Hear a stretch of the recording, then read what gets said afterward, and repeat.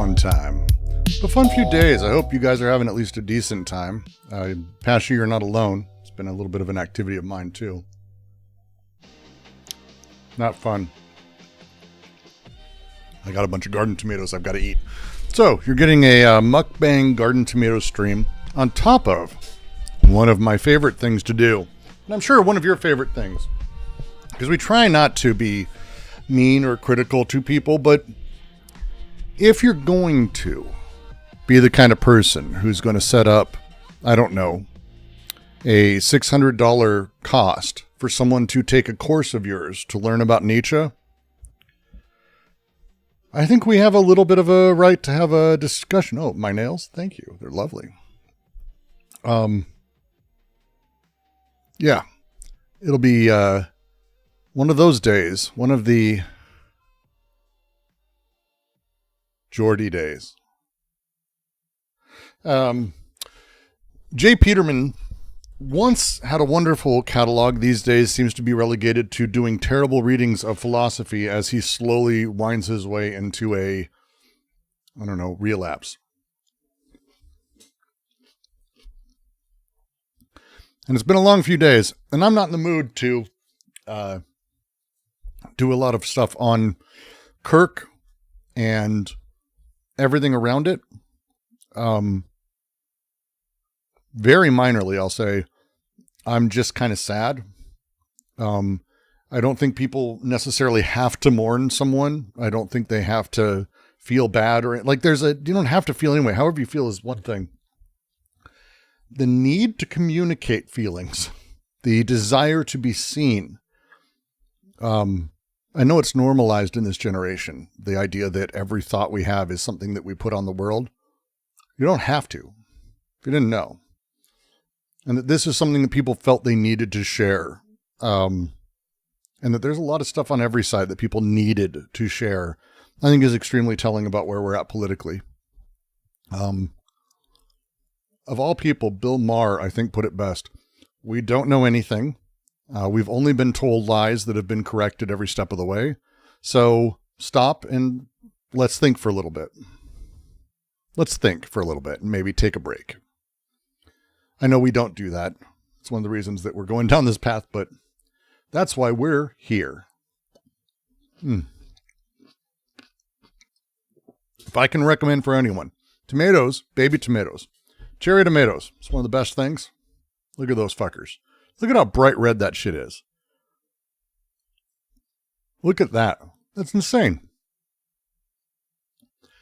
You can grow baby tomatoes on a windowsill, a fire escape, a patio, a yard, anything. Get a bucket, put some wire on it, little cage, plant some seeds, grow some baby tomatoes. You should do it every year. There's no reason not to, no matter where you are pretty much in the world. These things grow wherever. No, Pashy, I'm not calling you out. Venting is one thing. Laughing and making jokes and cheering on terror, I think, is a thing that's, you can be critical of Kirk. I think it's fair at this point, actually, to be very critical of his wife after that very unhealthy response or remembrance video. Kid put it best. He's like, that's like, it felt Cersei. It was very kingdom building weird. You can feel however you want. We don't have to share cruelty and that kind of shit because it just builds. And again, you see where it builds. If you haven't been watching TikTok on the right, that's where it goes. That's where it goes. It's no good. Nothing's good. So with that, we're going to be grabbing our friend Geordie and jumping in with both feet.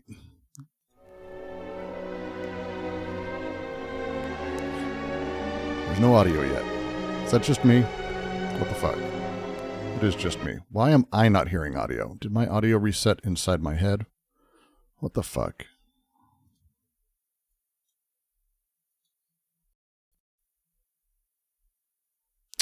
Oh, yeah, everything changed. Wonderful. Windows changed all of my inputs because Windows. Fine. I gotta, just 1 second.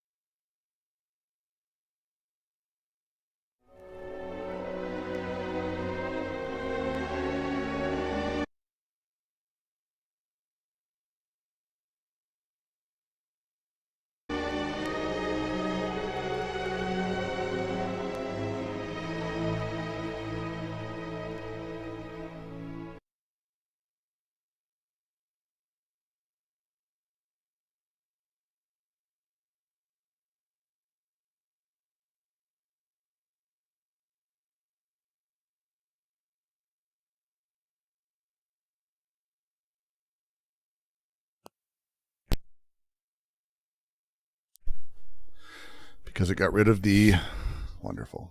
Okay. That should do a lot for me. Good. That is. Let me make sure I'm not able to just sit and hear myself all day. Perfect. Hey, if we didn't have audio issues, it wouldn't be a Brook stream. So.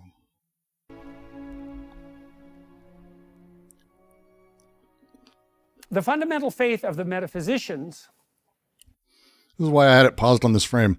He just jumps right the fuck in. So, if you haven't been joining us, we went through the first video. We skipped the second because I have no desire to hear him talk about literary figures that aren't the work. It's really not for me. The third video we dove into, did the entire thing. They're only an hour long. It took seven years of my life off. He not only got he got nothing right about Nietzsche. It's really kind of an extraordinary thing, and it was really weird to watch as he continually got very close, but never actually made a point. With this one, it's titled Intro to Nietzsche, Challenging Morality. Because this is about Beyond Good and Evil, which is a book about challenging morality. Is the faith in opposite values. It has not even occurred to the most cautious among them that one might have a doubt right here at the threshold where it was surely most necessary, even if they vowed to themselves, de omnibus dubitandum. Fortunately, I don't know what that means. So, for one may doubt, he expands on it. First, whether... 1 second, just... vowed themselves, de omnibus dubitandum. You're teaching the class... I'm just very fantastic. They vowed to themselves. Fascinating. De omnibus dubitandum. Fortunately, I don't know what that means. You have a note. One may doubt, he expands on it. First, whether there are any opposites at all. Well, that's a question I don't imagine you ever asked yourself, because you axiomatically assume the validity of the notion of opposite. Are love and hate opposites? Or are they integrally tied together? Are they subcategories of the same phenomena? Are two things... I keep forgetting what this is like and how this feels as we're doing it. One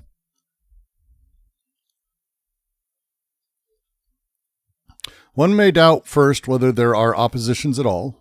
Second, whether those populist valuations and value oppositions upon which metaphysicians oppress their seal are not perhaps mere foreground valuations, provisional perspectives, even more, perhaps from an angle, perhaps from below, frog perspectives, as it were, to borrow an expression familiar to painters.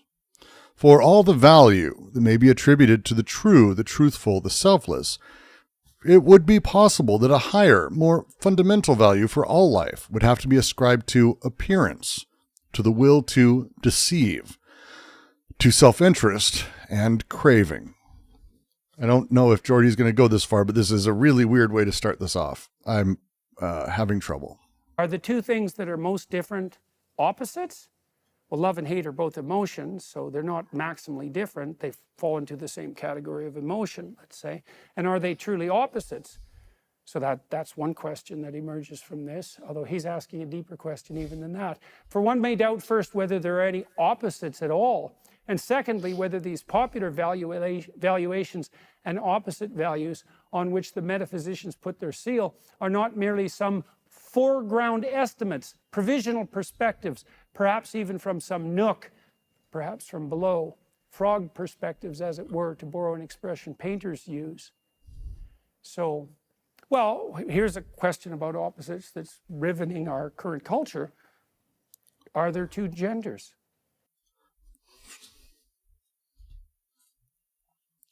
So let's go back. Do you guys know what de omnibus dubitandum means? It means all must be doubted. I believe it's Descartes. It means all must be doubted. So the joke that's being made here by Nietzsche is he's saying you must doubt everything, but you didn't begin with whether there are opposites at all. Which, by the way, Jordy is also not doubting and making the same mistake that Nietzsche's mocking here. This is, again, it's magic. I keep forgetting how fucking good he is at being bad at this. It's kind of a special way of misreading every time. But so as he doesn't doubt opposites, literally the thing he said he didn't like, it's comedy, right? So like Nietzsche wrote a sentence that says in Latin, oh, all those ridiculous people with all of this pure metaphysicians and values of truth and values and all this shit, they claim that they must doubt everything. But he wrote that in Latin, and Geordie read all of that and went, well, I don't know what that means, but I don't know if we need to doubt, which is the joke. He's making fun of these people for, yeah, it's amazing. Because the proposition that there are is predicated on the underlying proposition that opposites exist and that the world can be reasonably and usefully categorized into. This is fucking so weird. Okay. Metaphysicians, Descartes and others, the need at the base of things was to doubt everything. That's the point for them of, this is the basis of like the Enlightenment. This is the whole point of logic, of thought, of like all must be doubted. We must constantly be guessing, re-guessing ourselves or second guessing ourselves and make sure that what we're doing deals with these things. Everyone claims this. Nietzsche's laughing because he's like, did you even understand that you were at first saying this, but you never doubted the very nature of opposites? And Geordie is like running with that and making that point that we shouldn't doubt that there are opposites, which is those opposing categories, binary categories. And the notion of non-binary is a challenge to the idea of the fundamental existence of opposites as a useful categorical scheme. No, and it is a complicated question because there are masculine women and feminine men. It's still within the binary, buddy. Also, generally, non-binary people are also within the binary. That said, the opposites and the way that those work is the entire point Nietzsche's making. And again, a lot of thinkers after him.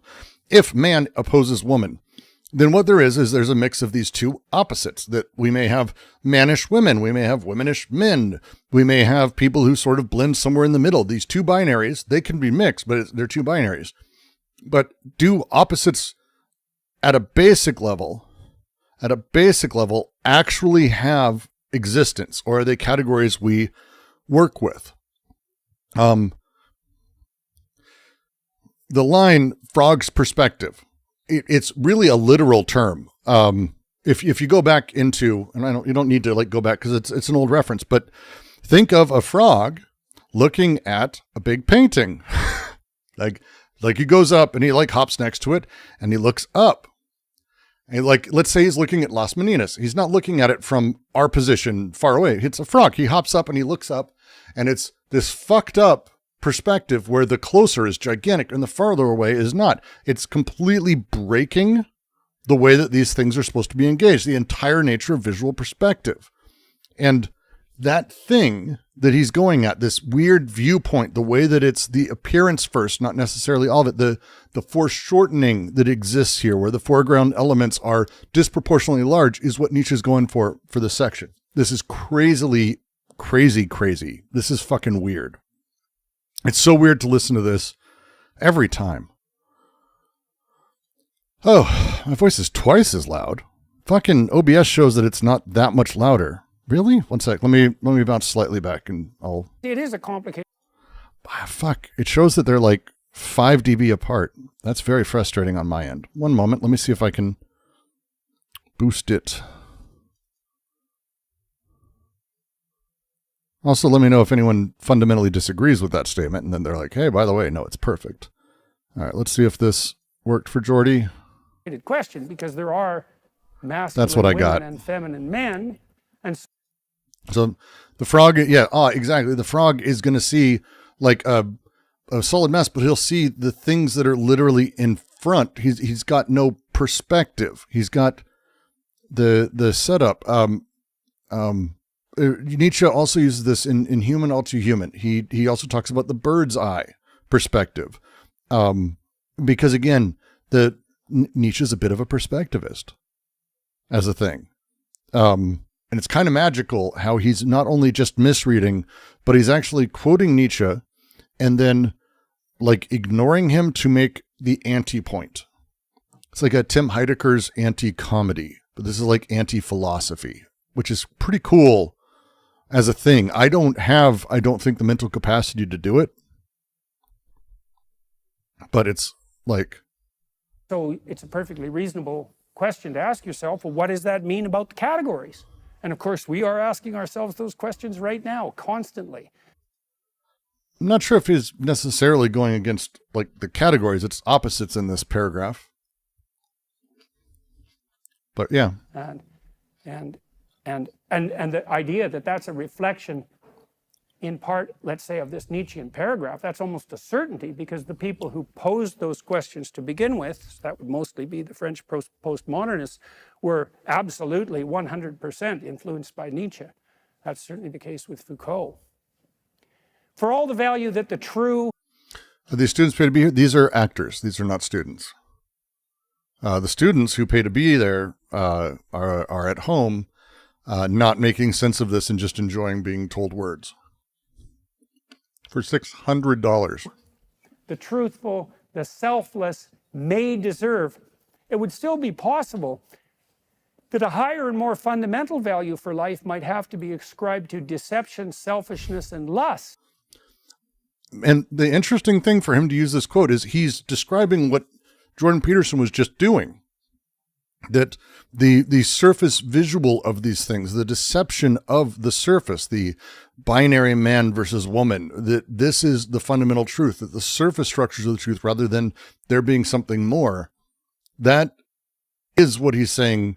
You're ascribing more value to the mask, to the surface, to the deception, to the selfishness and lust, than you are to the multiplicity, the combinatory sort of nature of things. Well, so that's an interesting theological problem even that Nietzsche is posing is, well, let's say you're going to be good. Most of Jordan's takes are based on Heidegger's interpretation of Nietzsche. I think you might be giving too much credit to Jordy. Because I think like this would be something specifically that I think Heidegger would take issue with here. Where it's like, I mean, I can't imagine that Heidegger would be like, yeah, no, the surface is the best part. And that's the thing that matters. It doesn't feel to me like what I've read in Being in Time and Other Shit. But, you know, I'm not a Heidegger guy. No excess sexual desire, no aggression, no anger, no disgust. Like, do you just dispense with all those so-called negatives? And is that the central nature of your virtue? Or is it the case that you might say, well, does true virtue require the capacity to utilize anger?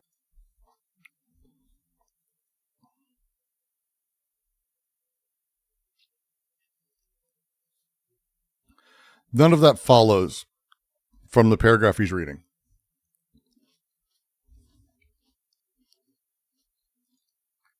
He gets it from Stephen Hicks, probably. No.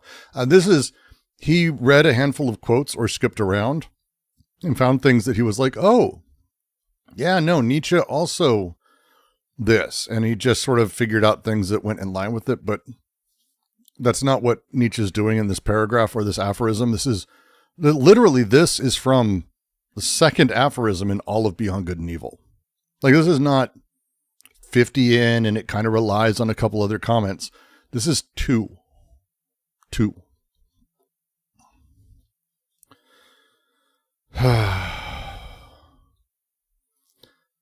Just to read two.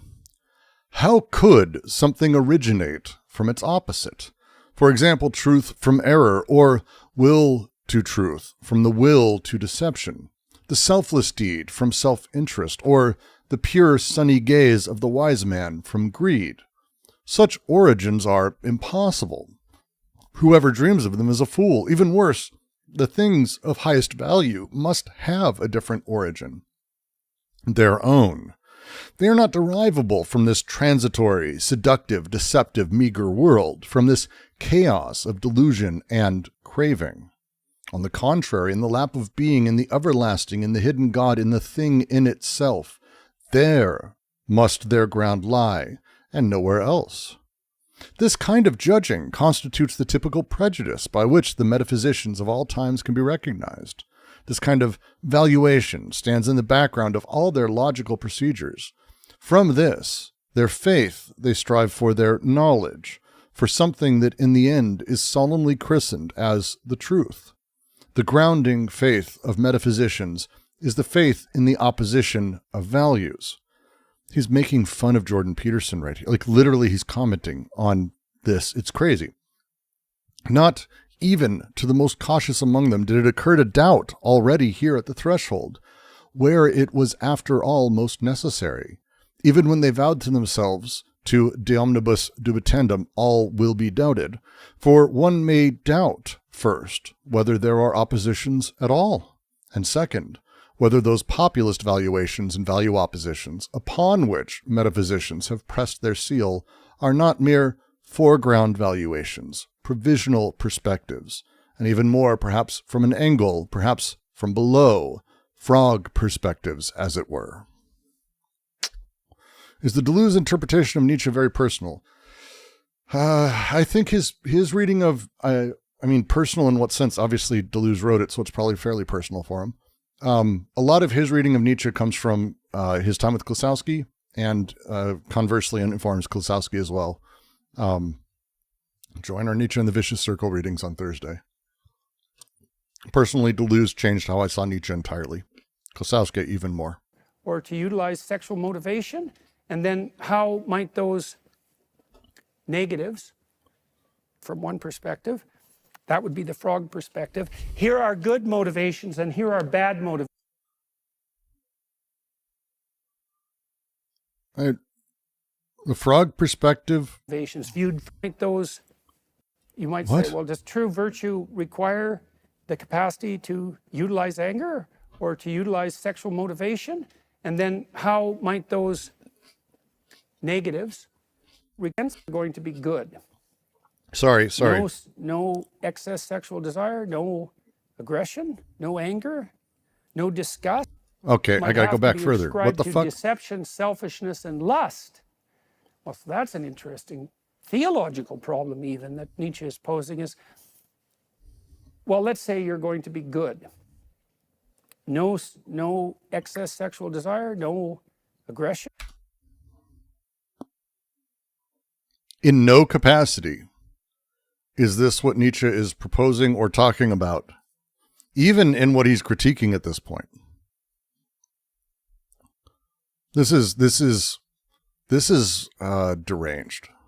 No anger, no disgust. No. Like, do you just dispense with all those so-called negatives? And is that the central nature of your virtue? Or is it the case that you might say, well, does true virtue require the capacity to utilize anger? Or No. to utilize sexual motivation? None of this has to do with what you're reading, how might dude. those negatives, from one perspective, that would be the frog perspective. Here are good motivations and here are bad motivations viewed from beneath. Why would that be the thing? It's not the frog perspective. So first off, I don't understand how the frog perspective viewed from beneath means this. The term had to do with how painters talked about the frog perspective for architecture, for being too close to the painting underneath it, perspective, like there's specific things about it. This is fucking wild. We're going to conveniently categorize them into opposites. And now if you're good, you just don't indulge in any of the negative motivations. Kind of a simplistic moralizing does that. It's a very strange thing to open up the book Beyond Good and Evil by talking about how awful the good and bad are. Given that Nietzsche's goal here is for us to understand that we need to go beyond good and evil. Thus, the title of the book, Beyond Good and Evil. And young people often object to this when it is occurring, when older people are doing it. They say, well, They're trying to regulate their motivations, to regulate their sexual conduct, for example.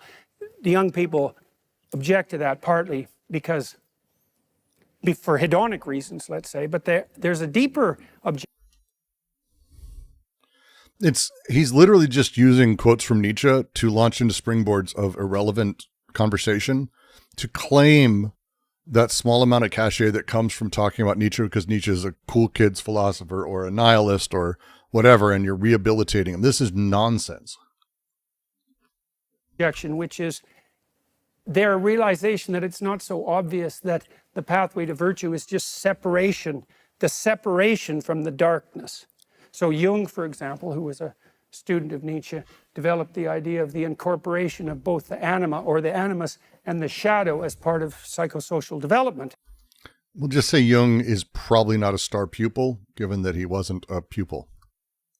And what that would mean is that as you progress towards the good, you don't dispense with that which is opposite, aggression, particularly. Wow.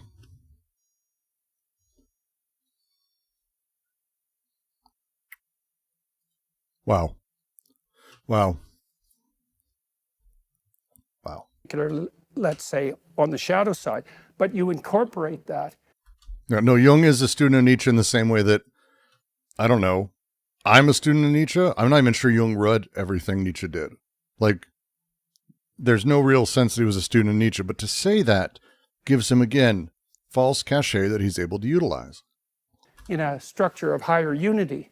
And that does dispense in some way with the idea of opposite itself, is that, well, they're only opposites and in contradiction if they're not united in the appropriate higher order unity. So aggression might be your enemy if you're impulsive, but it could well be your friend if you could integrate the... No, this isn't like at all Nietzsche. Like I can't even attach it to anything Nietzsche ever said. This is, God, we're 5 minutes in. Power that's in aggression, which is a kind of god, right? The god of war, Ares, for example. There's a kind of power there that can make you unstoppable because you have that aggression at hand. And then if it's integrated into something like the seeking of higher order virtue. Wish we knew the stats on how many people paid for this. Then again, that might be dismaying. I think, here's the thing. If it's 5 people who paid for it, it's just as dismaying as if 5,000 people paid for it. Because if it's a failure of a course, that makes me genuinely start thinking about what it means to falsely prop someone up as a pseudo-intellectual that no one actually takes courses from or actually cares for. That's just as bad as if people actually do take courses from him because he's completely wrong. Doesn't Deleuze integrate Marx and Nietzsche? Deleuze integrates everyone with everything. Then it's no longer an opposite at all. And all of that's crammed into that sentence. And certainly the psychoanalysts, particularly Freud, because he started down this route, not much, I think he published The Interpretation of Dreams in the year 1900, if I remember correctly. Freud is working a little later than Nietzsche, but on the same set of problems. And certainly Freud was sophisticated enough to know that the base motivations of the id were not in and of themselves immoral. And that the goal of higher order moral striving wasn't the mere inhibition. He regarded the inhibitory force, which was the superego, as rife with its own proclivity for pathology, right? So the id can take you places maybe you don't want to go if you're wise. Honest to God, I really wish he would just fucking stop talking about people he doesn't understand, because that is actually a very cogent and kind of interesting way to talk about how Freud, and I think it's very quick.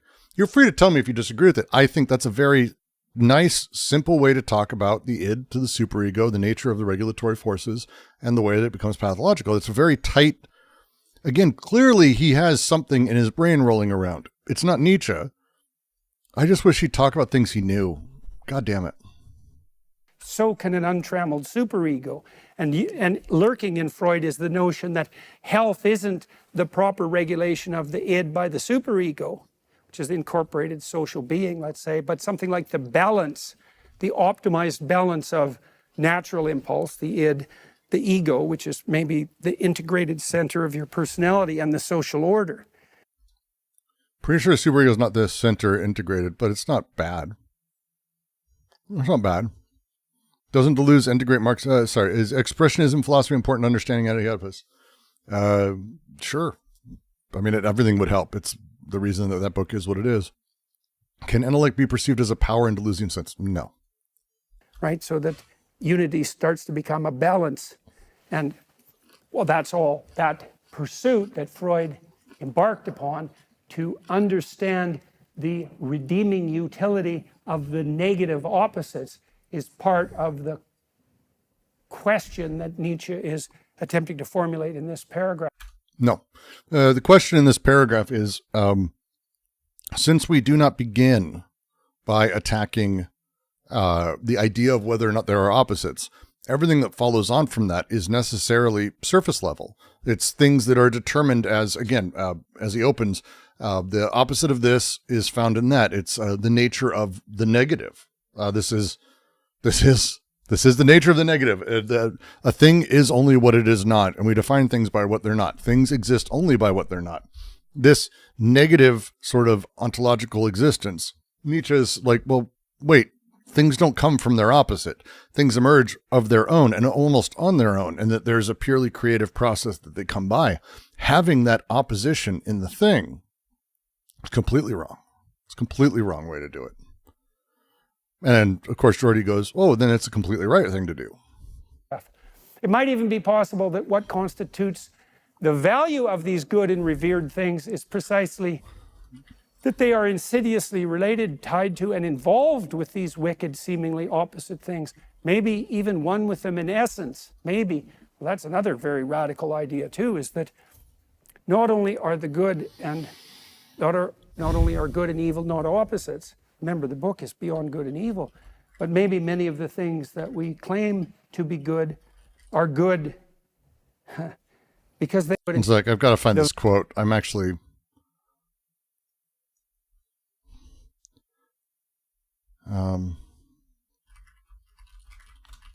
It's tough because we have different translations of the book, so I can't really. Different words are translated differently. I'm trying to see where he's saying this. Maybe even one with essence. Because remember, if you remember the last one, he skipped everywhere.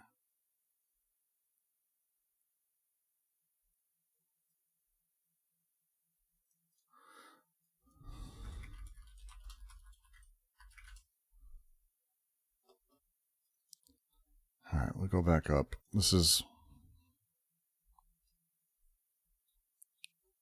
this part of the second? Because that's completely different than my translation. Fuck.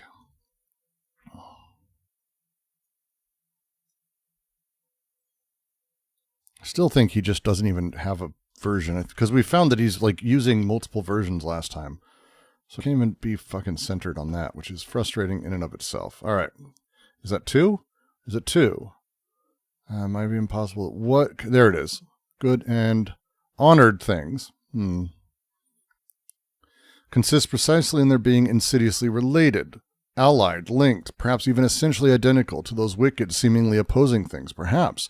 But who has the will to be concerned with such a dangerous perhaps? For this, one really has to await the arrival of a new species of philosopher, those who have some other kind of reverse taste and inclination from their predecessors. Philosophers of the dangerous perhaps, in every sense, perhaps, capital P, the dangerous perhaps, in every sense, and in all earnestness, I see such new philosophers emerging. The value of these good and revered things is precisely that they are insidiously related, tied to, and involved with these wicked, seemingly. Yeah, it's aphorism 2. It's a different translation. It's hard to spot. It's very different than mine. The opposite things. Maybe even one with them. But this is like that podcast that has the dangerous maybe. That's what this comes from. This is the section, the dangerous maybe. More recent translations make it the dangerous perhaps, because a maybe is not, it doesn't function the same actually as the original word that they use in German and Nietzsche uses in German. Perhaps, which means an alternative, not a maybe. It's a slightly different setup. There's a reason that it's done slightly different in mine. In essence, maybe. Well, that's another very radical idea too, is that not only are the good and not only are good and evil not opposites. Remember, the book is beyond good and evil, but maybe many of the things that we claim to be good are good.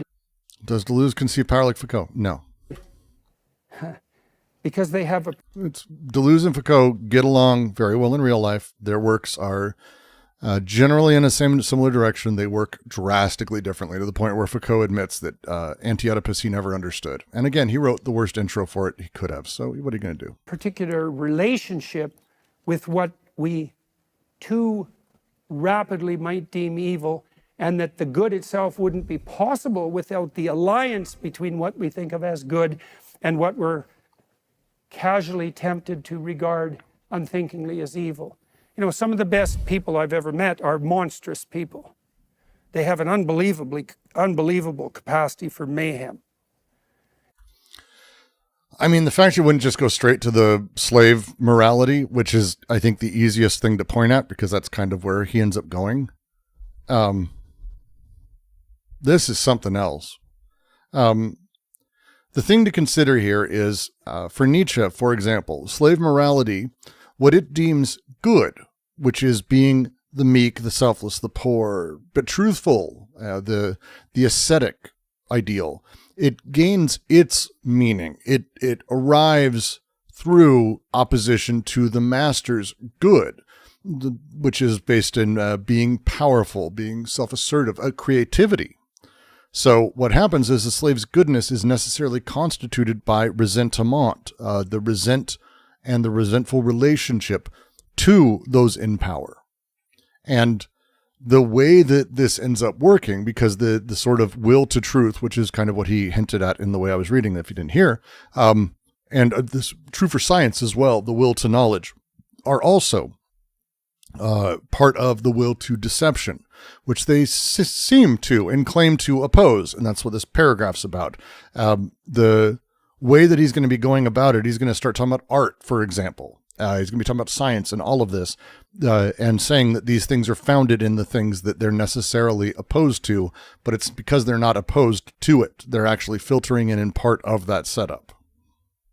Yeah, the point was almost right, but then he took a right turn, August. Tree says, why did he call it 20th century Deleuzian? It's a great question. One of the things Deleuze was very sad about for a long time is that he could never quite figure out how to get Foucault's work and his own to sort of coalesce.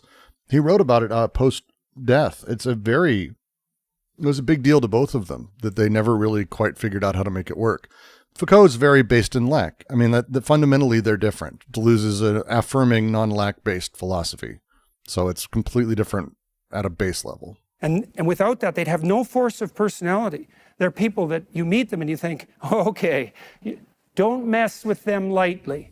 And without that capacity for mayhem, that integrated capacity for mayhem, that force of personality just isn't there. And you think, well, what are the preconditions for you respecting someone? Almost no one respects someone like, what's her name in the Harry Potter movie, that? Dolores Umbridge, exactly. She's got this persona morality that's all sweetness and light, right? Jesus completely fucking contemptible person. Her shadow isn't integrated. It's running the show, you know. And you meet people who have that, it's like a supercilious morality. They're not admirable, and they're generally people who are not, they haven't integrated the dark. If you're explaining complex philosophy, try not to make it a character from a children's film. Otherwise, you might out yourself as someone who thinks that a character from a children's film is relevant to Nietzsche. Parts of their psyche into something that's approximating a higher order good. And so one of the questions Nietzsche is asking is, well, to what degree do you need to aggregate together those parts of your psyche that you might too casually deem as negative to actually serve the higher order unity that... No. Not at all. There's no capacity of what he's saying is in that paragraph in any way. Not even a way to misinterpret it. This has nothing to do with it. I should pull out alcohol. We're not there yet. But I might. I've got a really lovely aromatic I've been wanting to have a few drinks of. Maybe I will get some Fernet as well. I have Fernet Menta. Might be good. And the same question presents itself on the social front as well. So great men are seldom credited with their stupidity. I think that's a Nietzschean aphorism. I'm going to find out, because the fact that he said, I think,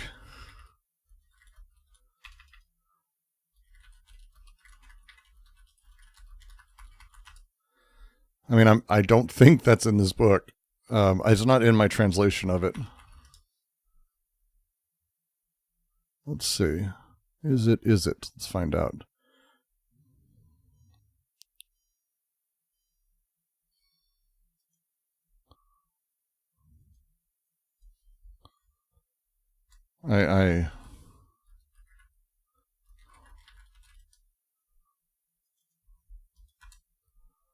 I can't find it. Drinking toothpaste, basically. Yeah, I like aromatics and mints.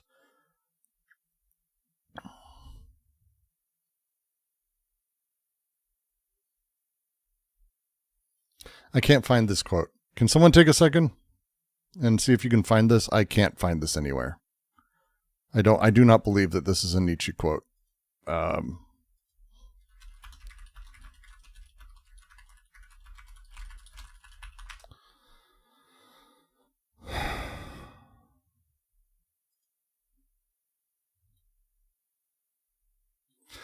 have, oh no, really?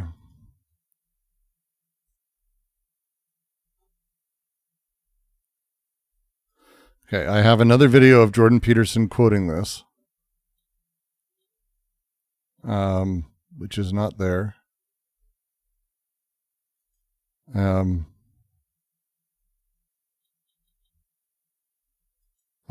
is not a thing as far as I'm concerned. Like, I can't find it, except I have 4 videos where Jordan Peterson is stating it, saying, I think it's Nietzsche who said, and then other people quoting him. This isn't also, like, maybe it would be something Nietzsche might have said, but again, he would have been better about it. He had much better aphorisms, because it wasn't that great men are seldom credited for their stupidity. Again, if you find this, please let me know. It's more along the lines of that no great man has yet existed whose ideas would not have been dispensable. No genius. It is from will to power? Well, okay, we'll see. Let's find out. Will to power. Well, do I not have I don't have a fucking version of will to power.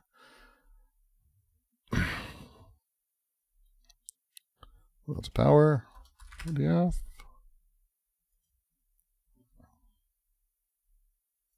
Oh, great. It's a Kaufman translation. Whatever. It's fine.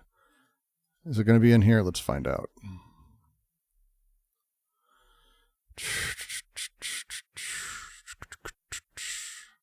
I'm not finding it. Fuck. This is so frustrating. Okay. Great men. Great men to hell. I don't see it. Great men are mentioned twice in the Kaufman. And, yeah, I don't see it. Young, Good and Evil 178. I mean, that's a leap, but let's give it a shot. 178, huh?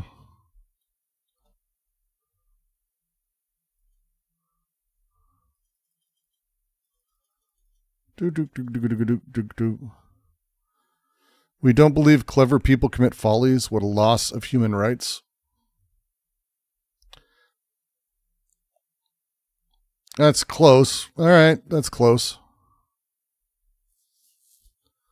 It's close. It's not the same sentiment. That's fine. So I hate this. I hate this so much. It's close. Fair enough. Good catch, Meme Lord 420.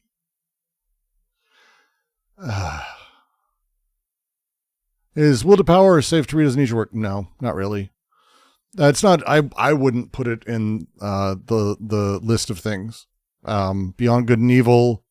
Like, there's a bunch. It's fine. Like, I'm not knocking it, but there's just a lot of other works that you can be putting in there.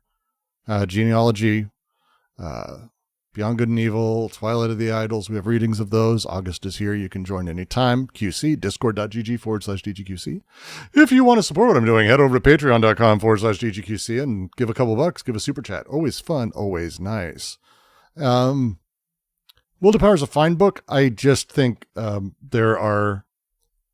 look up the derivation of it, the history of it, how it came about and everything. It's worth knowing all of those things. Almost for everything Nietzsche's done, because yeah. And what does he mean by that? Well, it's good to think about that about people you love. Everybody generally has somewhat ambivalent relationships with their parents.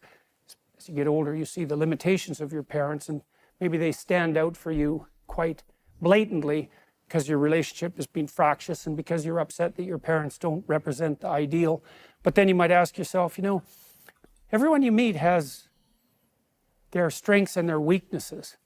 And it isn't obvious to me at all. You can think of the weaknesses as a kind of limitation, but those limitations are often allied with the particulars of their strengths. And then when you love someone, you're making a judgment about their limits. I think Deleuze used that book too. It doesn't jump out as a thing that he referenced very heavily, but we haven't read it. I haven't read it for like 6 months, so maybe. But I think he focuses on a lot of other things. And I'm certain Klosowski doesn't. Limitations as much as their potential. A few weeks we'll be doing short essays. Join our Deleuze reading, our Nietzsche reading groups. Always good. Potentiality. You make the judgment that their particular mode of being is worthwhile and valuable. That's what love means, regardless of the fact that they're constrained in these particular ways that make them who they are.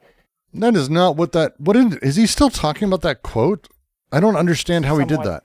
Ambivalent relationships with their parents. As you get older, you see the limitations of your parents, and maybe they stand out for you quite blatantly because your relationship has been fractious and because you're upset that your parents don't represent the ideal. But then you might ask yourself, everyone you meet has their strengths and their weaknesses. And isn't obvious. Nope, couldn't locate. Memory serves me, it was in Robert Pippin's Heidegger on Nietzsche and Nihilism. Interesting. I got to tell you, I've watched a lot of things. This is the most astonishing reading of this. Hey, the aphorism simple. We don't believe clever people commit follies. What a loss of human rights. That is literally just saying clever people are not clever people. They're normal people. We've removed from them the right to commit follies. He's making a fairly sardonic but pretty serious comment that you don't the great man theory ruins the great man too. It's not a fucking hard thing. That's it. That's the entire aphorism. It's 178. It's the whole thing. No, sorry, 170. Yeah, it's 178. Just what the fuck? Like how is this how you ramble like this? How the fuck do you do this? It's in relation to Heidegger and Nietzsche. Oh, that makes more sense. But also, good to know. I still am really fascinated if he's really taken from Heidi. One, I'd be nervous about that because Nazi, given the touching is into the alt-right that Jordy's done. So that's a whole thing. Yeah, but this aphorism simple. We deny the intelligent the ability to be foolish. This happens with me. People, you don't understand. I'm a person. I have follies. I'm a fuck up in so many fucking ways. It's unbelievable. In every way, I'm a normal person. I'm not interesting. I'm not that unique or special. I'm fucking dumb in a lot of ways. The demand that great men or clever people or those in blah, blah, blah need to be perfect. We literally are denying them the human right to stupidity, to be foolish, to fuck up. Like that's the folly and fuck ups are the entire point of what it means to be clever. Clever people aren't magically clever. They fail a lot, and that's how they get to where they're at. The right to fuck up being removed from a person's a bad thing. This is not that hard of a reading. This is fucking crazy. He's taking it to this level. Obvious to me at all. You can think of the weaknesses as a kind of limitation, but those limitations are often allied with the particulars of their strengths. And when you love someone, you're making a judgment about their limitations as much as their potentiality. You make the judgment that their particular mode of being is worthwhile and valuable. That's what love means, regardless of the fact that they're constrained in these particular ways that make them who they are, and not a generic person. And so then you have to ask yourself too, and this is definitely a question worth asking, is, are you so sure that you would rid the people you love of their idiosyncratic weaknesses? Jesus fucking Christ, dude.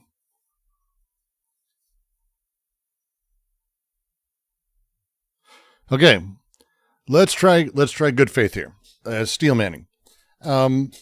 Ridding people we love of their weaknesses, but everyone has a right to be weak. It has nothing to do with the opposition of weak to strong, Jordy. That's what he's going to say. That's what he's going to say. Without weakness, we can't be strong. Without blah, blah, blah. It's like, no, we understand ourselves through opposites, but the opposite isn't the thing. The whole point of Nietzsche's writing is that he gets beyond good and evil because of the opposition. So the ability to remove from those we love the ability to fail is denying them their humanity. But we do this with great men. We hear, for example, Martin Luther King cheated on his wife. Good Lord. Good Lord. I guess he's not the perfect man we thought he was. And it's like, yeah, he's a person. He's just some fucking dude who said some things that were cool and did some good stuff, but he's not like Superman. And Superman's kind of you're a child. So just come on, dude, seriously. Or are they actually a precondition for the fact that you've established the particular relationship you have established with them? And that's a very hard, and you can address the same questions to yourself. It's very hard too, to have a virtue that doesn't come along with its corresponding vice. And the Nietzschean Heidegger is we had a Heidegger reading that we did through Deleuze, Kent Palmer and a bunch of the guys at the Continental Philosophy server and the Zizek server, Lacan server, Zizek server. They were leading one on the QC during the very early days of the QC. And it was really fun because it was an entirely unorthodox reading of Heidegger, but it was really fun. Proposition here is, how certain are you that vice isn't a precondition for the virtue? That doesn't mean you're still faced with the problem of keeping the vice. See, he's keeping the opposites in there. You have to have the folly if you're going to be good. You have to do it. It's like, no, folly on its own. It doesn't need to lead or be part of the good to be worthwhile. We have a right to the actions we do. We have a right to be where we're at. Under control, but you get the point. And so, God. In my clinical practice, maybe I'd have a client whose mother was extremely interventionist, phoning the person twice a day. It's a weird thing to talk about a clinical practice you've had your license removed for having. Methinks it is. Oreo sponsor me. These are cookies and cream Oreos. Do you know how amazing that is? Yeah, basically what happened is when I was 19 and got high a lot, someone recorded my conversations. When they're in their 30s, haranguing them in one manner or another. And the person is very resentful about that and aggressive about it, but the aggression is unintegrated, and so they can't put up a wall. Well, the problem isn't the resentment or the irritation or the anger or the rage that might emerge. Don't you feel like there's too much philosophy to read or useless theory out there? No. If I come at the idea that, philosophy requires me read everything, I forget what the point of it is. It's not a knowledge game where you complete it. Books aren't achievements that you get to have in your PlayStation profile. Philosophy is about creating new concepts, about creating new things for people to tarry with, to deal with, to figure out, because these ideas and these shapes are incredibly important. But there's too much music to ever listen to. There's too many days and rainbows and sunsets to watch. There's too many paintings to look at. There's too many books to read. There's too many days to live. Sure, but that's not what any of them are for. They're all for the contingent experience of them and then what that allows us to deliver moving on from there. So no, there's not even close to too many. There's not enough. You can actually like defeat sections. If you want to talk about like a video game like that, you can defeat a philosopher. There are a handful of philosophers that there's just not a lot of secondary text on. Deleuze is close to this. Deleuze has a good amount of stuff around him. Guattari, crushingly small amount of secondary texts. And he himself wasn't psychotically, like Deleuze wrote a lot. Guattari much less. But even when you start going a little deeper, how many books on Yelmslev's semiotics have you found? That's it. Like, good luck. There's a few, but not really. So you can actually not find enough on things that are going to be really important to you once you get down in these roads. There's not enough anything. Because if there was, we wouldn't need it. Philosophy has not been systematized fully since Hegel. I disagree with that. As a consequence of being interfered with constantly, the problem is that it's not integrated. One of the things you do in a situation like that is you help the person walk through their dark fantasies. And this is a useful thing to do in your own life. If someone annoys you, seriously, you'll see, if you allow it to happen, that you have fantasies about what you might want to do. Now, that doesn't mean you should run off and do those things, but you're being informed about a potential course of actions by the rage system, essentially, if you want to think about it biologically, and you should let that thing have its voice, because you'll discover something about yourself. And one of those things might be, maybe you shouldn't be messed with lightly. And unless you know that, you're not going to broadcast that to other people. And if you don't broadcast that to other people, especially if they don't have their own boundaries, they're going to tread on you. And that's not good for you, obviously, but it's also not good for them. If you're dealing with someone who doesn't know how to keep their hands off, let's say, you need to know how to stop them. And you can find the pathway there by consulting your rage. I actually don't even know what's happening now.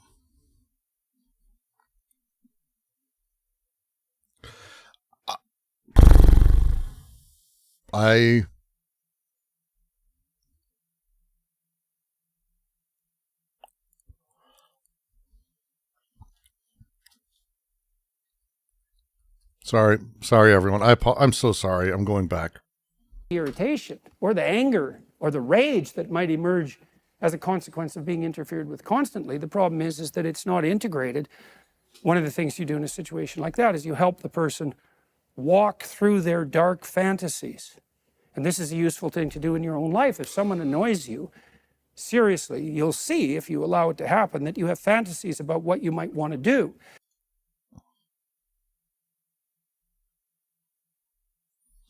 Wow, timing of this one is tough to watch. Now, that doesn't mean you should run off and do those things, but if Jordan read Derrida, dude, I would actually pay money to have Jordan read Derrida and try to explain difference. I would love that. I mean, you would say things are different. That would probably be what he'd do. But on the off chance it would lead him down a path, I'd love to see it. You're being informed about a potential course of actions by the rage system, essentially, if you want to think about it biologically. Yeah. So I tend not to believe in the idea of a systematization for theory. One of the things I believe that we've gotten to, especially for the last, I think, couple hundred years, but I think we've made good argument, is that there is no way to have completeness because the necessity of it, either if you believe that things can be categorized and totalized, it necessitates an outer view of that thing or a meta view of it. Logic itself never, ever can ever be systematized because you end up with that leftover that needs to be seen from the outside, which is outside of the axiomatic structure of the sets. I don't understand how you'd get beyond that. There's some working category theory to play with this, but again, I don't get it as a thing. for me, the nature of the affirming side of things, again, when you hit Deleuze, for me, not for everyone, but when you hit Deleuze, to me, because it's a constructive, purely constructive and creative experience, systematizing it basically creates the categories and goes down the road to limit you in the future. So it's tougher for me. And you should let that thing have its voice, because you'll discover something about yourself. And one of those things might be, maybe you shouldn't be messed with lightly. And unless you know that, you're not going to broadcast that to other people.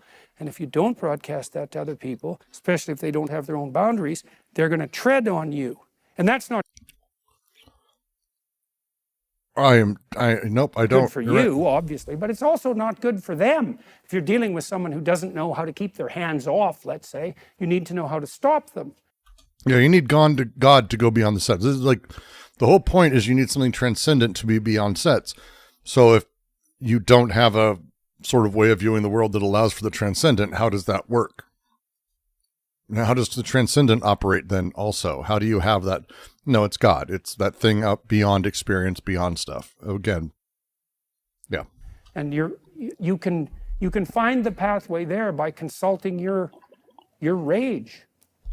So, but who has the will to concern himself with such dangerous maybes? All right, we're back to the second one.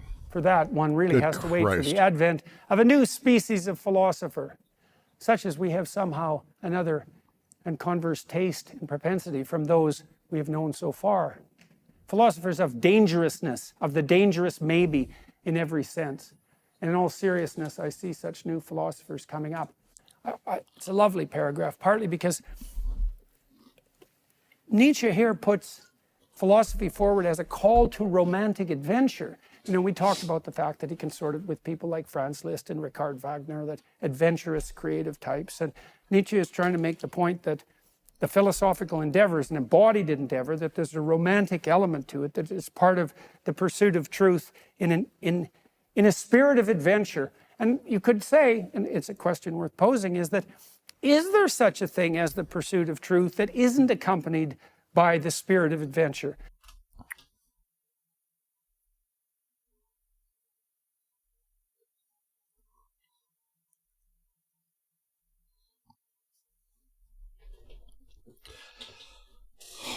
This is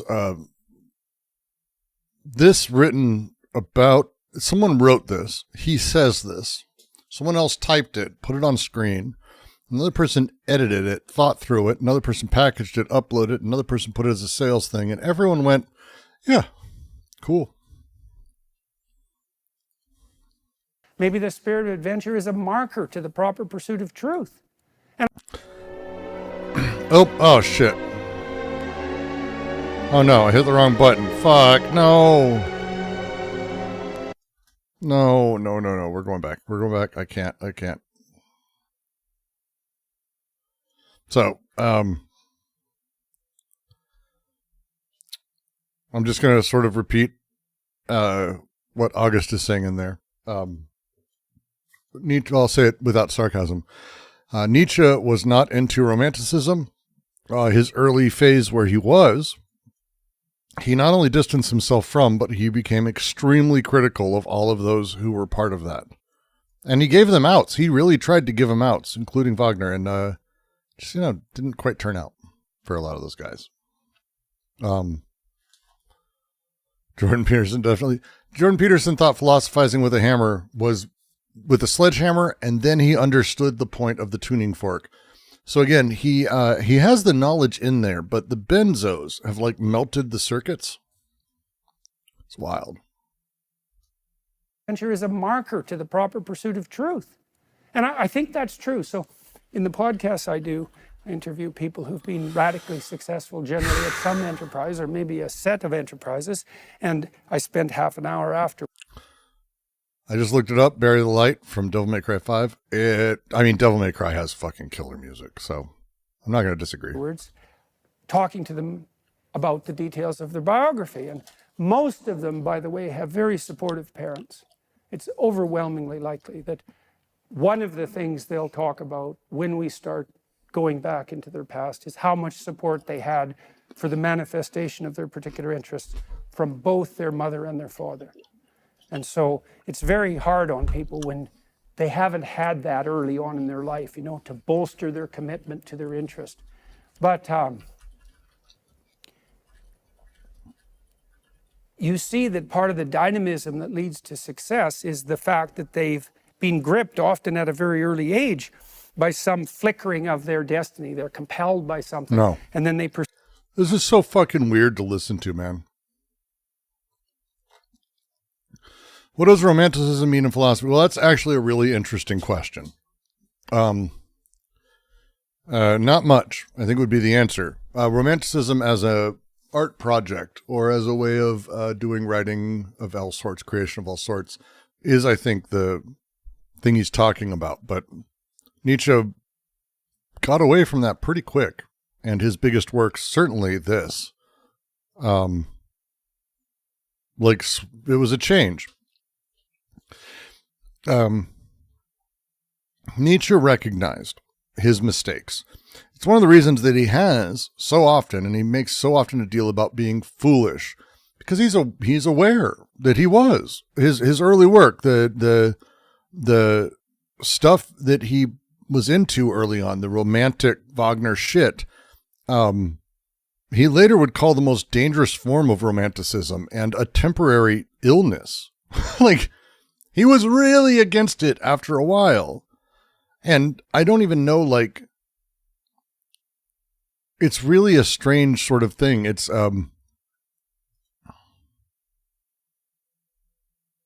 helps I read Twilight Idols first, so even I knew that. I mean, again, if you read very little Nietzsche, I mean, again, I don't think he's ever read Nietzsche. Because, like, romanticism is an idealism.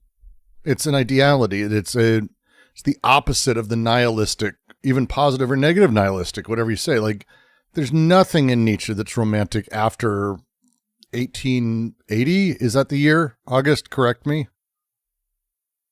A year-ish, I should say. Ish. But it's really terrible. This is terrible. Pursue that, and that pursuit has an excitement and an enthusiasm about it. Enthusiasm means to be imbued with the Spirit of God, right? Entheos is the root. And that's in relationship to some valid goal, and that goal is the thing that beckons to them. It's right. If you're interested in something, there's a goal there that you might not even understand. The goal is lurking inside the thing that's compelled your interest. Jesus fucking Christ. Like, it's...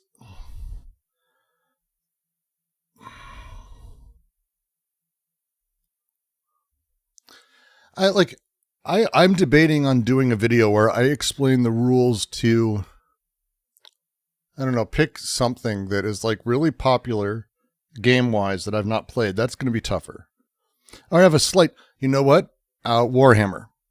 I should do a video where I explain how Warhammer works without looking anything up. I'm generally familiar. I painted figures in high school. I like that. I've painted figures since. I mostly got into Blood Bowl and Space Hulk, but, you know, and if I were to do a video on like what Warhammer is, it would be wrong. But if I did it right, it would be wrong in the same way that Jordan Peterson's wrong about, well, everything, but mostly Nietzsche, where it's not a thing a person can really critique, because I'm not saying things that are like off. I'm not having the same discussion. I'm not having the same discussion as anyone. Is there popping? Was that me? Should do a Deleuzian analysis of 40K. I should do something that's more, I think, that plays with the structure more. This is just fucking nonsense. Interest, and successful people often pursue that, right? In this spirit of adventurous inquiry. This Deleuzian analysis of the story could be interesting. It's mostly a hyper-dedicated attraction to fascism, so it's kind of a lot, but this is something, man. The scientists I've worked with and the graduate students for that matter, who've been the most rewarding to work with, and with whom the collaboration has been most successful, are people who are on an adventure.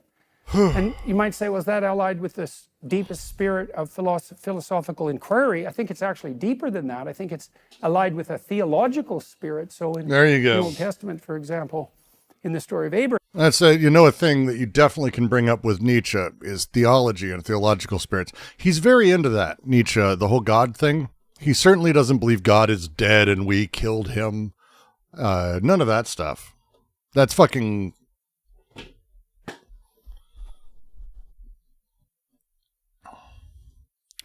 I should do like a Jordan Peterson reading of like 10 rules, and the rule should be like, so it was weird, rule 10, get bitches, make money. And I thought it was interesting that Jordan Peterson would open up by calling women bitches. It's like the opposite of what he's saying, like just because it's nonsense. This is just so nonsense. Abraham, that's a fundamental story, given that Abraham founded the Abrahamic faiths. It's like God makes himself manifest as the call to adventure. What the fuck, man? Modern people are very clueless, when, especially the kind of reductive atheist materialist types. They don't ask the questions properly, like the question of what it means to believe. Do you believe in God? There's some like cynical, straw-manning representation of what constitutes God, followed by the presumption that only a fool would believe in something so preposterous. That's not at all the case. I actually think you can make a very good argument that, given Spinoza's definition of God, most of critical theory is actually extremely godlike, and they're not at all worried about God. In fact, I don't know a lot of people in that space who are like militantly atheist weirdos. In fact, it's quite the opposite.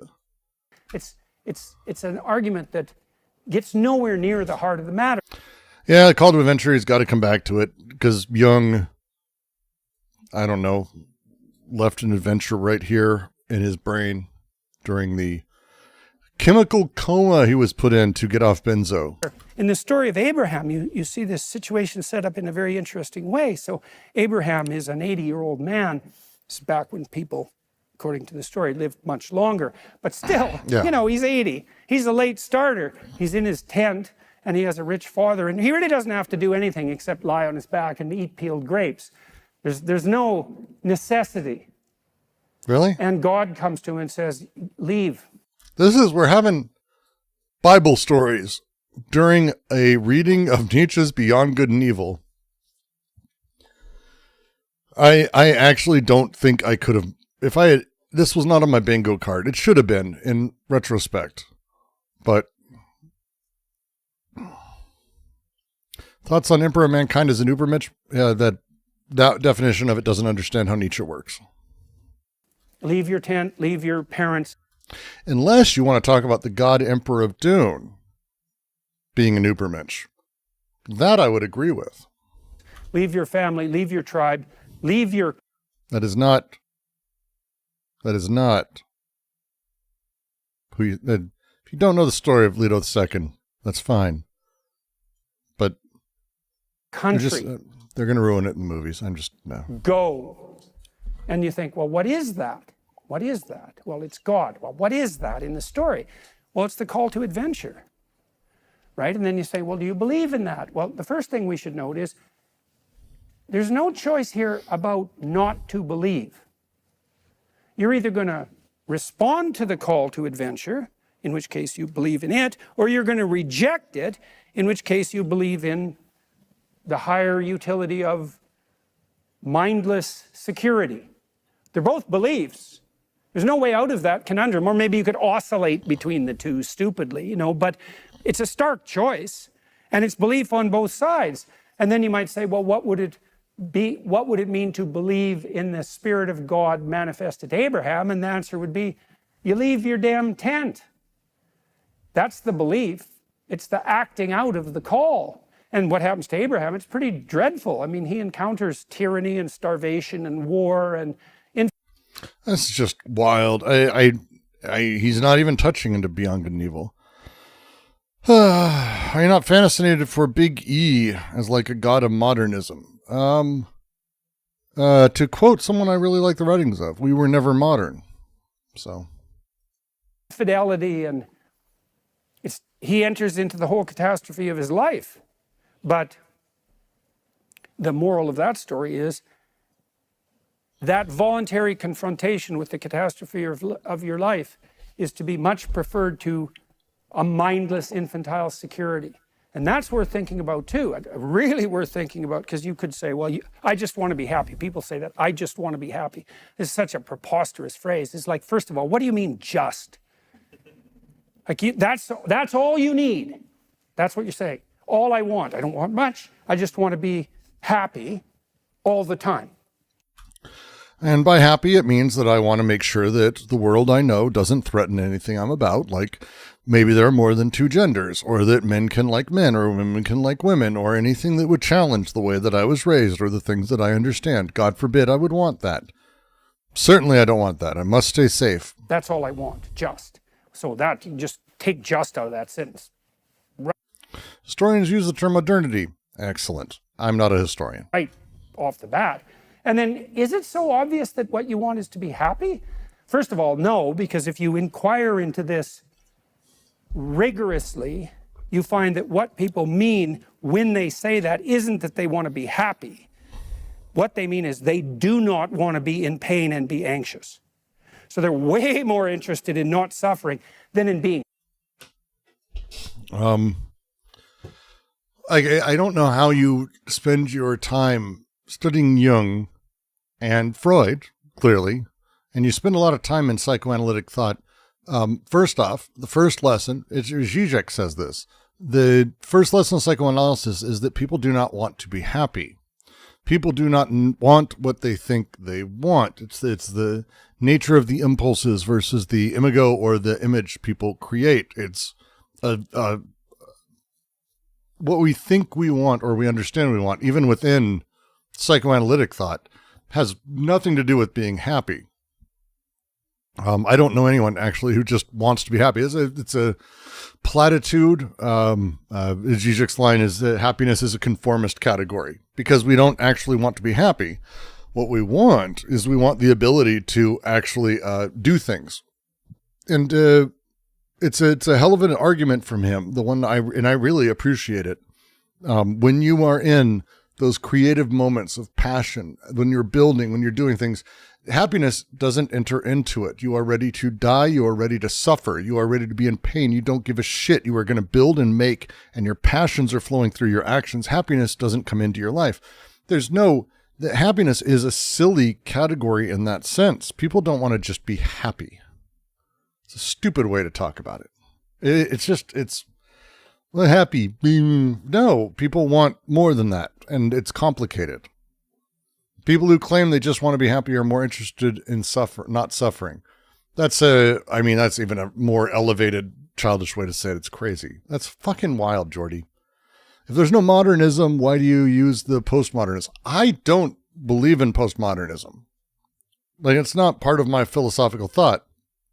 But I don't disregard the people who spent years working on it and the work underneath it, because the nature of postmodern thought is interesting. And I think it can push us in some very fantastic directions, as long as we're aware, and this is where they do intersect conceptually, what postmodernism, the critique of postmodernism, the state of late stage capital, and the cultural logic of it, from Frederick Jameson, from a whole bunch of guys. It's how things operate socially. We are already within, and the state that we exist in, how our cultural logic operates. There's no being outside of it. We are within postmodernity, and postmodernity is one that operates in a certain number of ways. For me, because I tend to think of things as far more emergent, I'm not big fan on categories like this, because it puts us in a position where we talk about things as you're saying, as historical epochs, where this is this period, it began here, because it never began. There is no time where modernity started and ended. These are fuzzy categories that you can have conversation about, but it otherizes those periods, and it creates similarity in categories, which then further crush the way that we understand and condition these things. These way that we understand the world should not be done in a way where we go, oh, well, are we modern or not? Are we postmodern? I'm standing outside of it. Hey, by the way, that is actually the logic of late-stage capitalism, according to Frederick Jameson. That is postmodernity. For me, it's the way that capitalism creates individuals who view things as a necessity of set or category theory at a base level and axiomatics that drive our ability to have the sort of way we have exclusive or inclusive disjunctions and force things into either or, and sadly not into the combinative, creative, inclusive disjunction, which allows us to have either or a multitude of realities. That's the problem. So again, a lot of people in philosophy, it's one of those tells when people are having serious discussions about whether or not things are postmodern or how we can fix postmodernity. They don't read these books and they don't actually study this because it's not a thing to be fixed. It's a change. And the change for Jameson was moving from modernity to postmodernity. Postmodernity is marked by the way that capital changes the mapping of how we find ourselves socially. Modernity had a level of that. Pre-modernity, the savage, the pre-civilized, they existed by finding themselves mapped against things, filiative, family lines, or alliant lines, general sociology sort of take. Modernity had us placing ourselves against a king or in a social world in specific ways. Postmodernity destroyed all of that. So we actually can't right ourselves. We're trying to constantly. And what we need to do to live within postmodernity, according to Jameson, is we actually need to map these things correctly. We need to find a new way to map, or what it means to map ourselves socially in all of this. That way we can understand meaning and right ourselves and actually figure out how we might actually rebuild all of this. I tend not to agree with this idea. I like the idea and the project of it. This is why I don't discourage. I don't find myself convinced fully that there is a period where this happened. Instead, I believe it's emergent from the nature of how desire has mutated in time, the impulses mutated in time, and how they deal with things socially based on the nature of how social machinic and desiring machinic orders of things operate and how they ultimately create the totality of the organism or the larger objects. It's still crazy we're in a postmodern era, but capitalism is still not post anymore. Capitalism is still not post anymore. Not sure what that means. By the way, we only 10,000 years of human history. We don't know the rest of millions of years. Well, I mean, we also don't know. I would argue that when we talk about these things and we say postmodern or pre-modern or modern, we're creating really weird lines in the sand that do us no service. In Anti-Oedipus, it's a more emergent way to discuss it, how desire becomes turned into social machines, how social machines then impact on desire. But they are, in the Simondonian way, not really impacting on each other, but one and the same forces that actually play together. And that setup and that thing is, I think, really interesting for us to be talking about how these things emerge and how stresses and effectively Marx's dialectic method within it can actually really inform us. Happy. So I've not read Russell Means. And you can understand that because there's only so much happiness, but there's a bottomless world of pain. And so people don't even mean happy when they say happy. I believe people have a fetish of calling things post-X. You know what? People have a fetish of believing that they get to know when something is done. I think it was Hegel. Hegel has a lot of really good lines I like. But it was something along the lines of, you do not know things are changing until they're complete. It's really something like that. Basically getting at the idea that when you're in a time of change, people talk about how, oh, look at this change, it's done. But you don't realize you're in it. And so you like saying we're post-X, but post-capital is a thing people are talking about. What? How? Like no. They mean not suffering unduly. And then the next question is, well, what's happiness? Is that how you feel after a successful Thanksgiving dinner? Is it satiation? Well, then there's no drive. I gotta tell you, you give me a fucking really good turkey dinner. I cook turkey every year. I like doing a big Thanksgiving, even though I'm just on my family here. We've been doing it. I do like a big old turkey. Like, give me a good. That's satisfying. I'll take it. It's take your leftovers, get cranberry, get some stuffing, get some turkey, make a sandwich out of that shit. Just letting you know. Cranberry, stuffing, turkey. Great. Add a little gravy, personally. That's what you do. Right? There's no compulsion. You fall asleep under those conditions. There's no need for consciousness itself. So is that what you want? Hegel limited philosophy to just complete theory. I'm not sure how. I certainly disagree with that statement. In every way that I think I can, but maybe I don't understand you. Is you want the mindless sleep of a secure infant? Is that the happiness? Or do you want like an engaged excitement? And that'd be nice. Give me some fucking benzos and let me sleep like an infant. Kids teach you two things, and there are two moments you realize you have experienced happiness in a way that you will never again. All of us at one point probably experienced it. It's fairly universal. When a under 3-month-old is eating, a breastfeeding or bottle feeding generally, there is a all-encompassing enjoyment that we will never experience ever. Like you won't. Second thing, kids under 1 or 2, when they start laughing, there is a pure laughter that is astonishing and simple, and and you'll never have that again either. Enjoy. When people mean happiness. Oh, wow. Is this one of his online courses? We're in the 4th video, Ms. Dixer. And I got to tell you, it is worse than you think. And they actually mean happiness. What they mean is something more like engaged excitement. But if you want then you have to be pursuing a goal. And then the question is, well, what goal do you need to be pursuing? And the answer might be something like, well, an adventurous goal. And then if you really think about it is, do you want to be happy or do you want to have a worthwhile adventure? Okay, ready? Don't remind it, Ms. Dixon. You are familiar with these thinkers. I want you to tell me what because the whole series, I'm just going to name, this is Challenging Morality. The series is on Beyond Good and Evil. What aphorism is he speaking of here? Do you want to be happy or have a worthwhile adventure? I'll give you a moment to guess. He's not going to share, but you can guess. Like, let's say right now you have to make a stark choice. Those are your two choices. You could be happy for the rest of your life, or you could have a remarkable adventure. And you know that would involve difficulty and obstacle and the overcoming of those obstacles. It would involve a fair amount of suffering. But if it was a worthwhile adventure, the idea would be, well, somehow, despite the difficulty, or maybe even because of the difficulty, it would be worthwhile.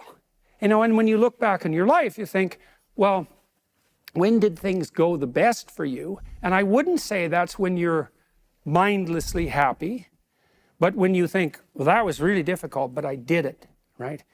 I did it and it was worthwhile. And then you have the question Nietzsche posed in the previous paragraph.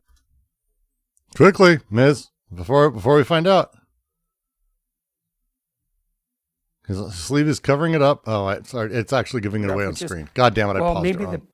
So the second. Oh, you're working. Oh, he's in the second aphorism. None of this has to do with anything. We're 22 minutes in. Difficulty is actually a precondition for the deepest form of satisfaction. You missed the entire thing where he was talking about how Abraham was sent on a mission by God, which is apparently how Nietzsche talks about stuff. Yes, Abraham. And we talked about that a little bit in relationship to relationship. If you marry someone, the word Eve, the word for woman in the Hebrew, means beneficial adversary, right? Do you want to match yourself with someone who pushes you to a limit that's the limit of your expanded development? Well, that's not happiness exactly. It's something like optimized conflict, right? And it's the optimized conflict that's generative, and the generativeness is aimed at the renewal of the individuals in the relationship and the renewal of the marriage. I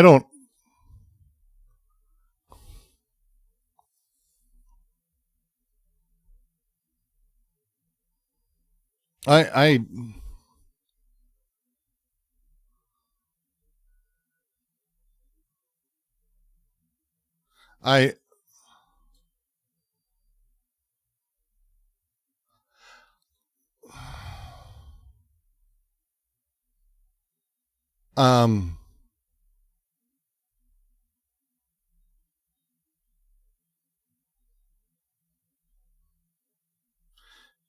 Eve comes from the Hebrew word for life.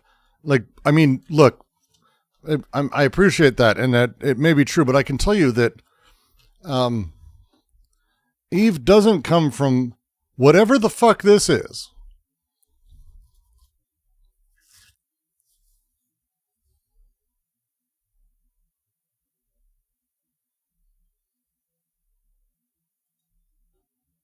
Like, Eve is the name. Like, this is again. So let's do this, because this is actually really interesting how he's getting this wrong. Eve is the name of the woman God creates. Before he creates her, he says to Adam, this is, my dad got me a red line Bible, and I've read it a few times. That's the way it works. He says to Adam that he's going to create you a beneficial adversary, basically. This is where the line, I'll create you this thing. I will make a thing that is this. He doesn't say I'm going to make you an Eve. There's a phrase that's used sometimes, a helpmeet. A helpmeet. A helper suitable for you. Someone to help you. Beneficial counterpart. Beneficial adversary is possible. But this is not what Eve comes from. Eve has nothing to do with this.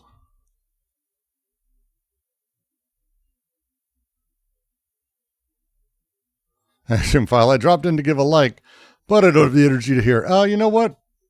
I can feel the energy slowly draining from my body too, so I appreciate that.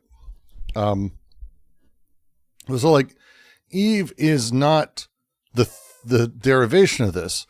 It's another line in the Bible, but he can't do that. That's like paragraph, which is, well, maybe the difficulty is actually a precondition for the deepest form of satisfaction. And we talked about that a little bit in relationship to relationship. If you marry someone, the word Eve, the word for woman in the Hebrew, means beneficial. That is, he says like 5 things there. The word for Eve, the word for woman in Hebrew. So first off, Eve doesn't mean woman. Woman doesn't mean this. This is how awful he is when it comes to like talking and teaching things. Like, he's actually this bad. Nothing he's saying here is accurate. This has nothing to do with woman or Eve. This is amazing. Adversary, right? Do you want to match yourself with someone who pushes you to a limit that's the limit of your expanded development?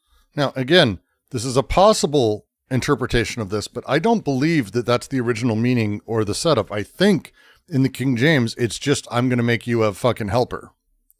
But there's a couple versions where that changes, so I'm not looking it up. I don't care enough, but this is how his mind is like rotted. It isn't connecting right. Well, that's not happiness exactly. It's something like optimized conflict, right? And it's the optimized conflict that's generative, and the generativeness is aimed at the renewal of the individuals in the relationship and the renewal of the marriage on a continual basis. There's Jesus a real Christ. dynamism in that. It's not a static happiness. So, What the fuck, that's dude? Nietzsche. In all seriousness, I see such new philosophers coming up. And Nietzsche is a pragmatic philosopher, an existential philosopher.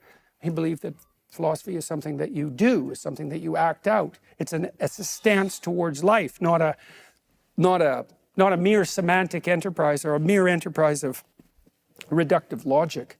And that makes him a romantic in the most positive sense. What the fuck, dude? No. Stop that. No. After having looked long. Okay. I have to use the restroom. I'll be back in a minute. I have to go take a Jordan Peterson. I'll return shortly. Well, I'm gone. Feel free to throw a few super chats. Maybe we'll watch something else if I get enough. Maybe.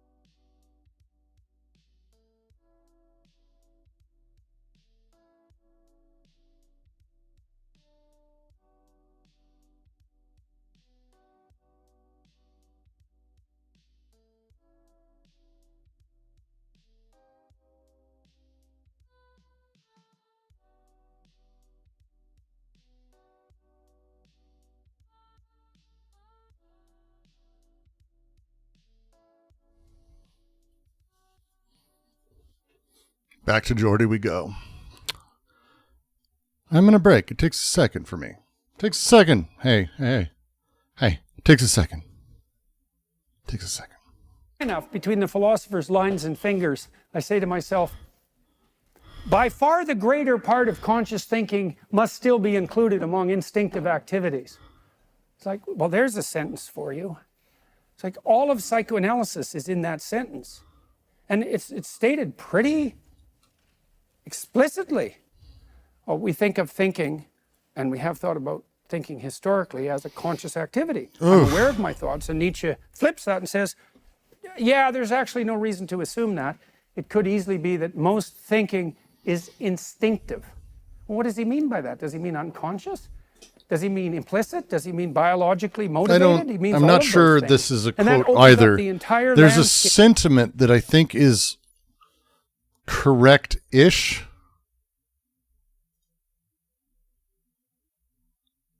There's a sentiment that's correct-ish.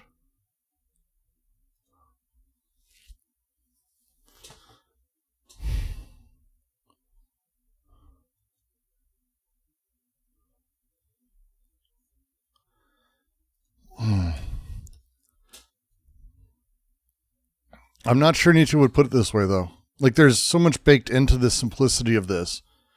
Thought is something evoked from the impulses and built by it, and I'm not sure Nietzsche would think that thought itself is instinctive, but instead the result of the forces. So I'm not, I don't get it. Instinctive. Well, what does he mean by that? Does he mean unconscious? Does he mean implicit? Does he mean biologically motivated? I don't think he said this.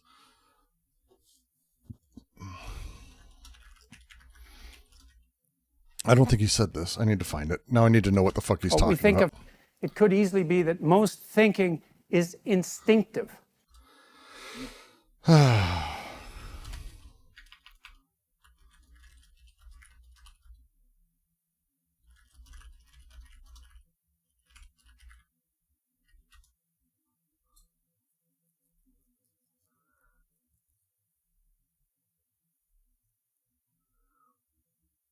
I like we have people yelling at each other about Hebrew. But here's the thing. It doesn't matter. Like, you guys, like, it doesn't matter. The point is that when he went in, he went, Eve means woman means this thing that it doesn't. It's not even related to the word or part of it. And he just made it up. That part is stunning.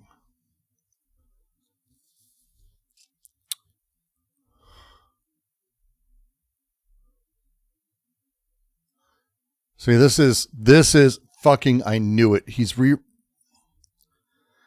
All right. We're going to do a thing. I'm going to read some Nietzsche. We're going to read some Nietzsche here. One sec. Got it. Fucking OBS. Let's see if this works. Pop. And boop. That does not seem like it worked very well. What the fuck, Brooks? You're terrible at your job. I know. I don't need audio. Please. There it is. Good. All right.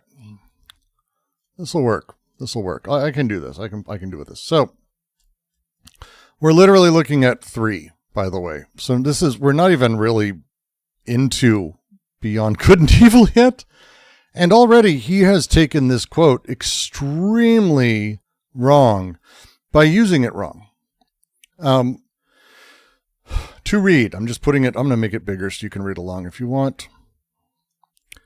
After looking long enough between the lines, the philosophers write, and having kept my eye on them, I say to myself, one must still count the greatest part of conscious thinking among the instinctive activities, and even in the case of philosophical thinking, here we must rethink as we have rethought with respect to heredity and what is innate.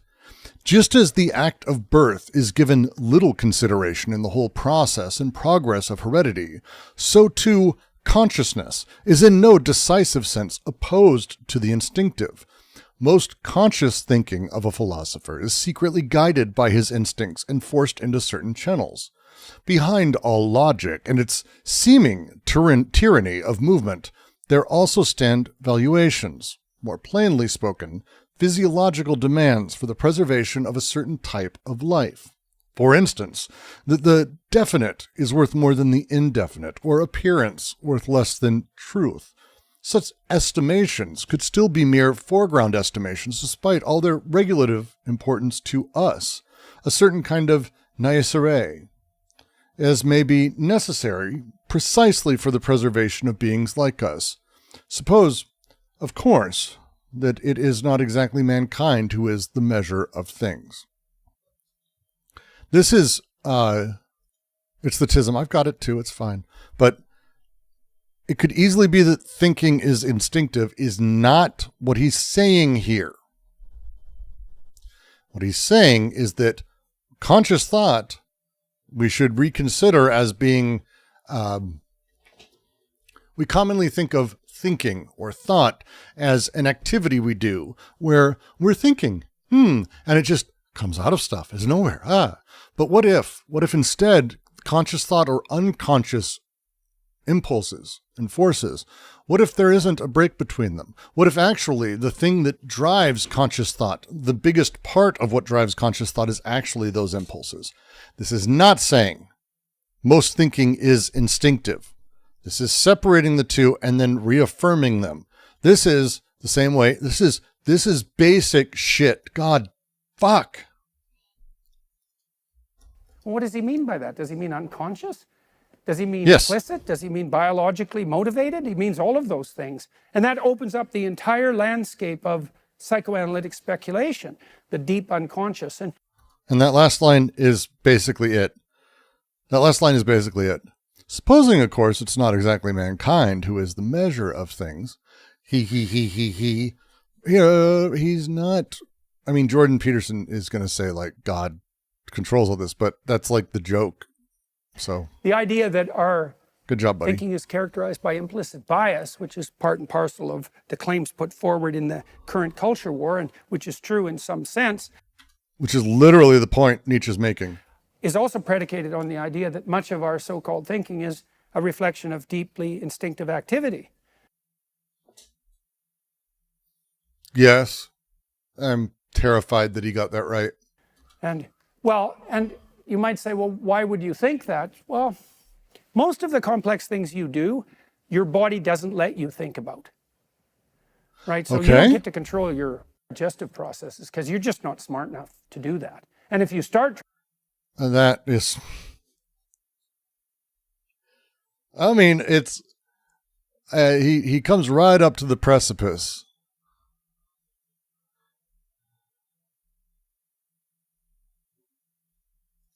Comes right up the precipice and just fucking throws himself off. Trying to do that.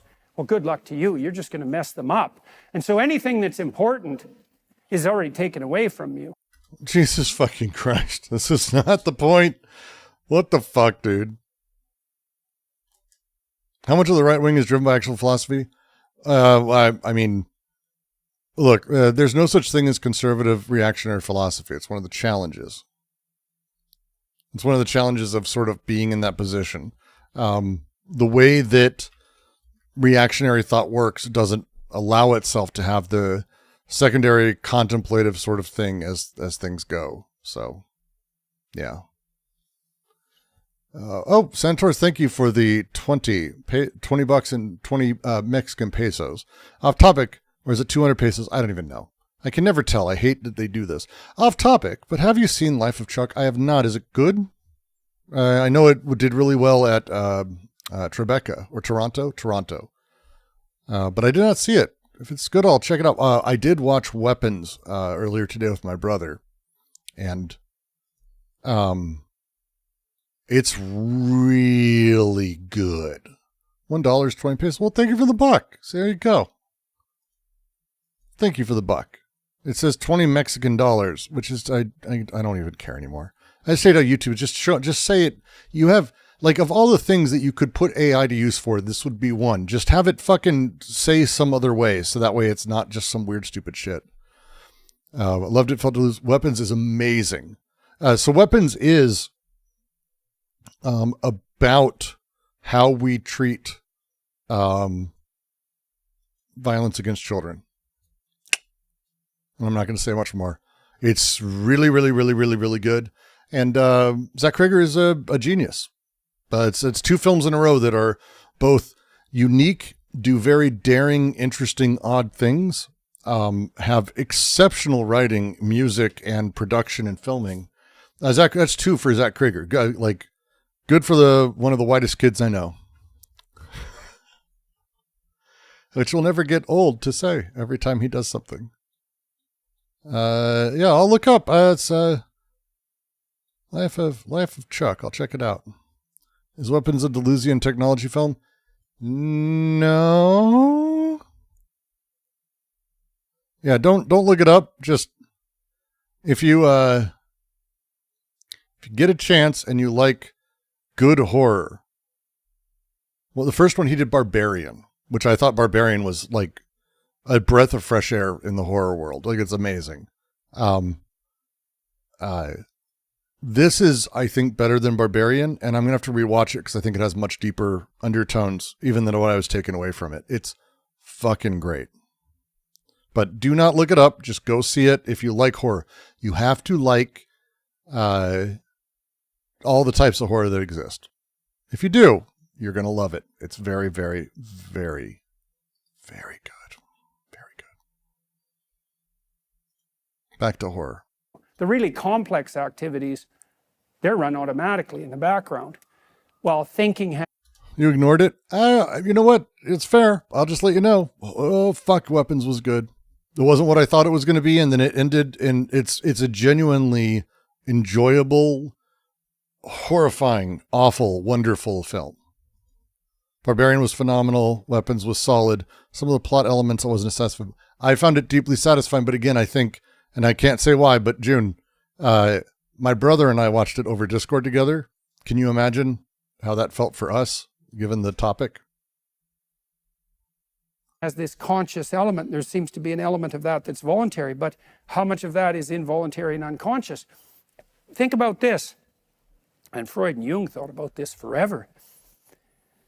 You pose yourself a question. This is what thinking is. I think thinking is a form of prayer, by the way, in this manner. You have a problem.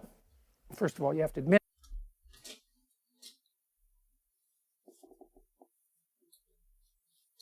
Like, it's how does he do it?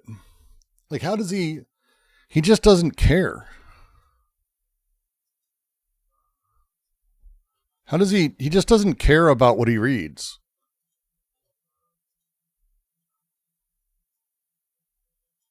I just overlooked it because the ads look mid. The ads are what they are because I think it's the only way you could actually do this film without ruining it. And that's like afterwards, my brother actually said, well, good. The ads, good. Like, he actually mentioned how the ads were just right because it wasn't at all what it seemed. To that, that's the question that you want to think about. Well, who are you posing the question to? It's a question. What the fuck are you talking about, dude? Who are you posing the question to? Yourself? God. Jesus Christ. Well, if you can pose the question Joseph that you need Smith. an answer to yourself, why don't you already have the answer? And then you because you don't know the answer. My son asked me the other day why the sky was blue, and I looked at him and said, "What the fuck? Are you asking questions? Like, how are you posing a question you don't know the answer to?" And that shut him up really fast. Thank you, Jordan Peterson. You might ask yourself, well, where does the answer come from? And See, this is what I did, and I told him he needs to ask God. you say, Nietzsche's not very happy about this, by the way, as we'll see. I thought it up. It's like, what do you mean by that? What exactly did you do? And the answer is, you don't know. Jung said something like, this was his characterization of typical thought. He said, people come across thoughts the same way they come across a table in a kitchen. Okay, I want the context.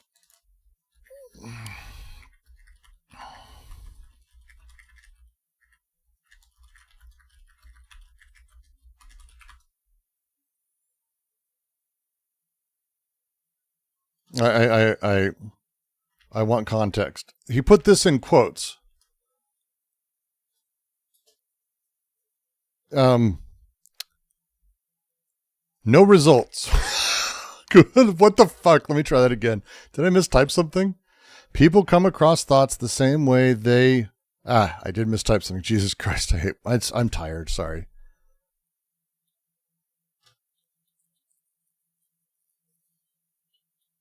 I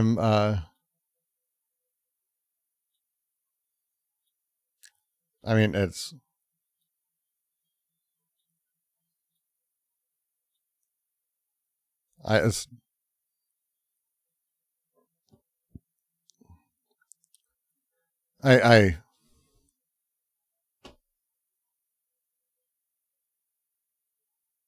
What the fuck?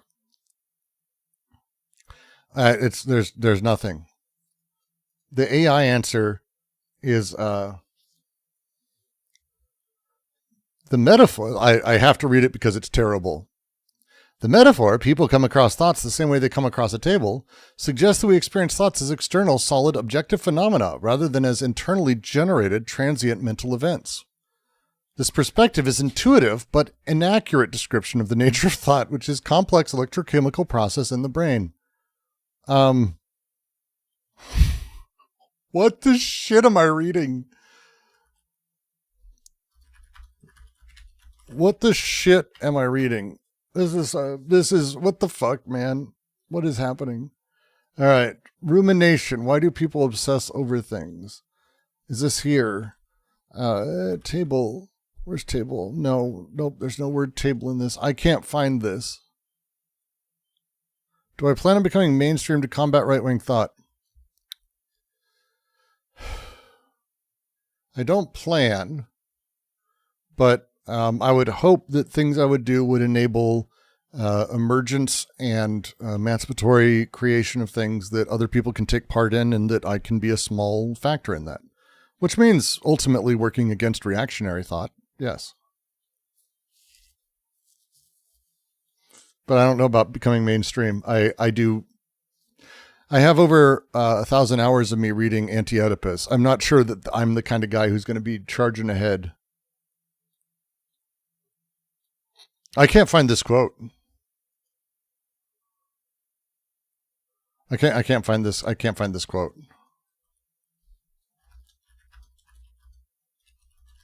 I can't find it. Google doesn't have it. I'm resorting to AI to find out where he got this from, because that's the only thing I can think is he did that. Because I put it in exactly the way it's written there in quotes, and there's no sources. Don't count yourself out. Remember, Obama read Marx and Foucault. That is a very good reason to count myself out. Thank you. If the QC helps a handful of people, it helps me. That's really all I care about. So, not to be a dick, the QC exists like in this weird selfish place because I get to have a place where very, very smart people are willing to have good discussions and willing to ask questions and willing to sort of push against dogmatic images of thought and push against the way people do stuff and also explain things to people who are willing to listen. It's like the best thing. It's ever. When I say that at the end of every one of our readings, I'm like, this is a highlight of my week. I'm not joking when I say that. It's a genuinely wonderful thing for me. Look, I set Claude up and GPT both. There is no Carl Jung quote about tables. Like they're like, there's nothing. This is fucking crazy, man. How does he? Jung is supposed to be his thing. It'd be like him misquoting himself, right? Like it's still searching. It's like, I love when you have it on thinking mode. I kind of enjoy when it's failing. So it's like, thought process. I've searched all knowledge extensively for this quote. People coming, blah, blah, blah, attributed to Jung, but I haven't found this quote anywhere in any documents. Oh, shit. No, this quote does not appear authentically attributed to Nietzsche. Despite extensive searching through all documents and reliable Jung sources, this specific formulation doesn't appear. However, in the philosophical thrust behind the quote, it resonates with Jung's actual concepts about autonomous, objective natures of psychic reality. Jung did believe that thoughts and psychic contents operate as autonomous psychic complexes that form themselves out of their own material and are not subject to control but obey their own laws, much like encountering external objects. But that's not what this quote means.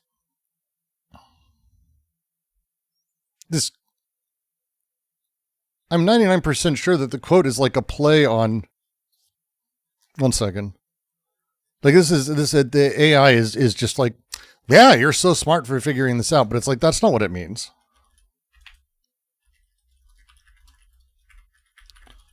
So I'm trying to find, there's got to be somewhere this quote has to exist somewhere, right? Like it's not even finding it anywhere.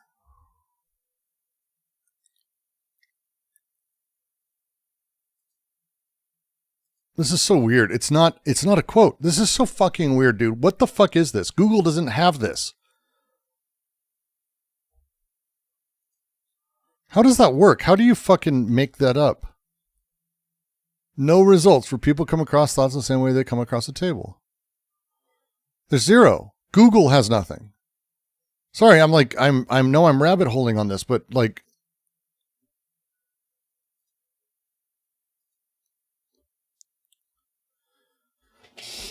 I feel, so, okay, I immediately, by the way, and this is why it's important to like, I don't think he has the slightest, isn't it well established JP is heavily reliant on secondary sources?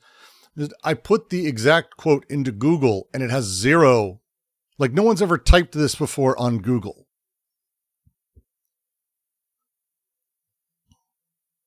Like the exact phrase has never been typed that way. It means clots are tasty. How I read it is like the phrasing here, and it's like you heard it somewhere. I wish I could figure out, because people come across thoughts the way they come across a table. This feels like, I don't know. When people come across a table, they don't mean that like they're running into it. When someone comes across the table at someone, they're fighting. It's combative. I mean, again, it's a nonsense quote, but it's a nonsense quote that is like stunning because it's not a fucking quote. Unreal. It's just there in your phenomenological field. You pose a question, an answer appears. You think, I thought that up. It's like, no, it just sprang out of the void.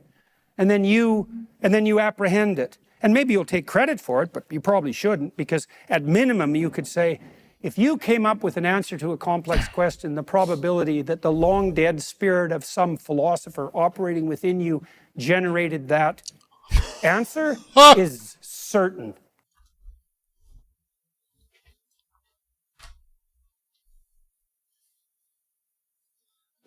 Like, I think if you're doing Jung, you're not supposed to say the stupid part out loud. But sometimes you can. Sometimes you can say the stupid thing out loud. The idea that we have a giant collective unconscious and that the answer is Nietzsche working through me is a mental illness. That's it. It's mental illness. Like that's an insane statement. It also has nothing to do with what Nietzsche's saying, because it's not that you think a question and then from the ether, from the void, or from someone else an answer appears. No, thoughts are evoked from the forces, from the impulses, from desire, from the will. Thoughts are part of the process of the will, the forces, the things that are part of that. I think he means coming across a table in your travels. Who would ever say that? Oh, I came across a table. Like the phrasing, come across a table. One sec.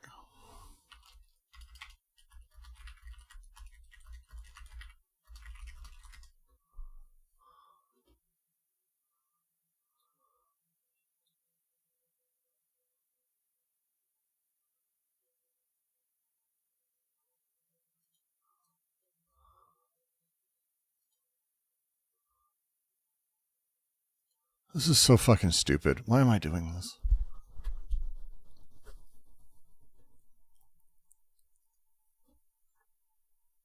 This is so fucking stupid. Not jumping across the table. Well, look, I have said, and I've had other people say, and I've seen people say, I'm going to come across that table. Do you want me to come across this table? That's a thing people say if they're like at a table and they're like, I'm going to come across this table and knock you the fuck out. That is a phrase people use. Like, he's bad at making up quotes even. You might say, well, why believe that? Well, the words, you didn't invent the words you used to formulate the thoughts. You probably didn't even come up with the phraseology. And the probability that you're going to come up with an answer. Not here. Maybe. But what if he's quoting a guy who beats the shit out of people in bars? You don't know. Because he's not quoting Jung. So it doesn't matter at this point. Nietzsche is talking to us from a metaphysical realm we can access through Ouija board prayers that you can buy on jordanpeterson.com. Use the code Quarantine Collective for 10% off. That someone else hasn't already come up with. Fine. I'm fucking with you, Grizzler. Like, I'm trying to have fun. This is so fucking stupid. We're 25 minutes in and he's just absolutely useless. It's not only has he not analyzed a single word from Nietzsche, he's stating the opposite of it and not even tarrying with the ideas or anything in any way. It's embarrassing.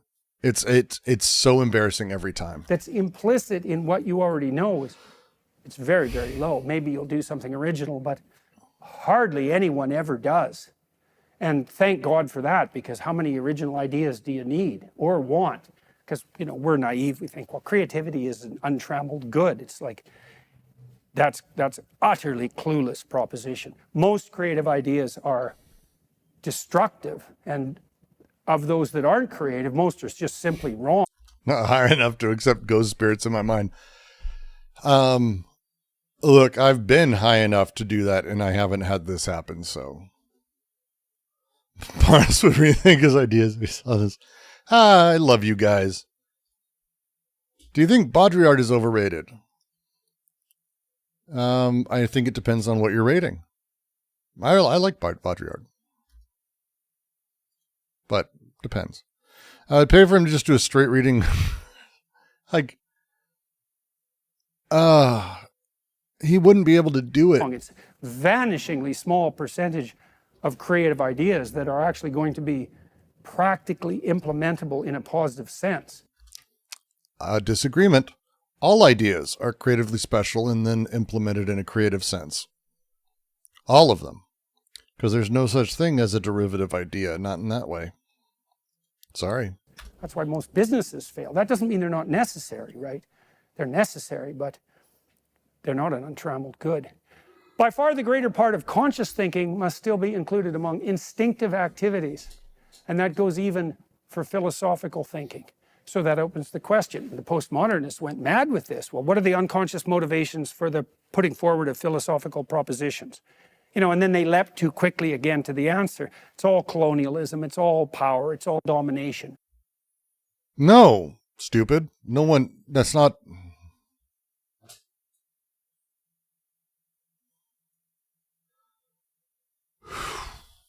It's just like what the fuck am I supposed to do, man? Like, this is the shit that you compete with when you do like this shit. And it's like, come on. I'm going to come across the screen. That's yeah. It's like, no. As I like to point out, though, his daughter married someone named Jordan. So that doesn't create any issues for her existence or his existence or any implications at all. Some of it is, and that's a way different claim than all of it is. What other things motivate philosophical thinking? Well, the will to beauty, the will to truth, the will to affiliation, the will to play, the will to eat, the will to family, the will to security, the will to relationship with animals, for that matter, right? There's all sorts of underlying motivations that are going to be driving our thinking, and to reduce all that to power it's utterly foolish. Look, I'm not a Foucault guy, but like, that's fucking crazy, because he's reducing it all to like spirits from the past talking to us. It's like, hey, pot, here's kettle. Stop saying the N-word. That's like Jordan. That's how I would describe Jordan Peterson. Stop saying the N-word, pot. That's him. He's crazy. What the fuck, man? We have to relearn here, as one has to relearn about heredity and what is innate. The fuck are you As the talking act about, of man? birth deserves no consideration in the whole process and procedure of heredity. So being conscious is not in any decisive sense the opposite of what is instinctive. I just read this and it's like, Most of the conscious thinking of a philosopher is secretly guided and forced into certain channels by his instincts. oh, So now Nietzsche does a variety of things there. Remember earlier he objected to the idea of simple opposites. And now instantly he's applying that in a practical sense and saying, it's all power through. I mean, look, yes, basically. You know what? Just basically, yes. It's just a silly way that he's talking about it. He said they reduce it all to power when talking about Nietzsche. But they don't. Like, that's the thing. Like, the nature of will and the nature of these things. I'm not even sure anyone ever reduces anything to Nietzsche. He expands so massively the categories and does away with them to reduce. It's just so hard to talk about this because it's just so nonsense. Baudrillard polemic, forgetting Foucault against Deleuze just angers me. Yes, I like Baudrillard. I think Baudrillard is interesting. I don't think he's great. I think he's interesting. well, don't be so sure that conscious and unconscious are opposites. It could easily be that conscious is the surface manifestation of a set of unconscious processes. And then the question emerges, well, what are the unconscious processes that are guiding the corpus of philosophical inquiry? So, and out of that again emerges the whole tradition of psychoanalytically oriented literary criticism. What the shit? I love it. 1 sec, I'm getting chips because this is a chips required video. Sorry, I'll mute when I eat them. This is fucking terrible, man. This is truly fucking terrible.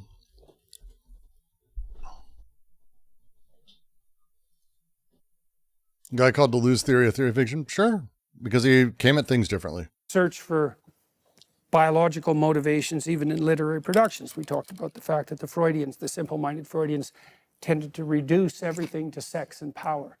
And then the even more simple-minded neo-Marxists took even sex out of the equation. Okay. There's no way I just heard him say that postmodern neo-Marxists removed sex. That's amazing. Oriented literary criticism, the search for biological motivations even in literary productions. We talked about the fact that the Freudians, the simple-minded Freudians, tended to reduce everything to sex and power. And then the even more simple-minded neo-Marxists took even sex out of the equation.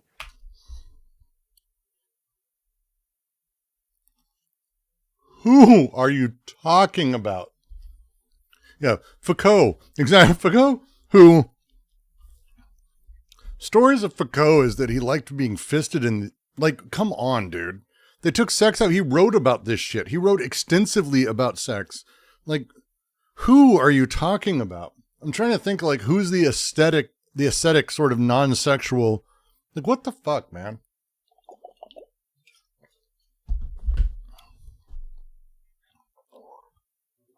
What the fuck?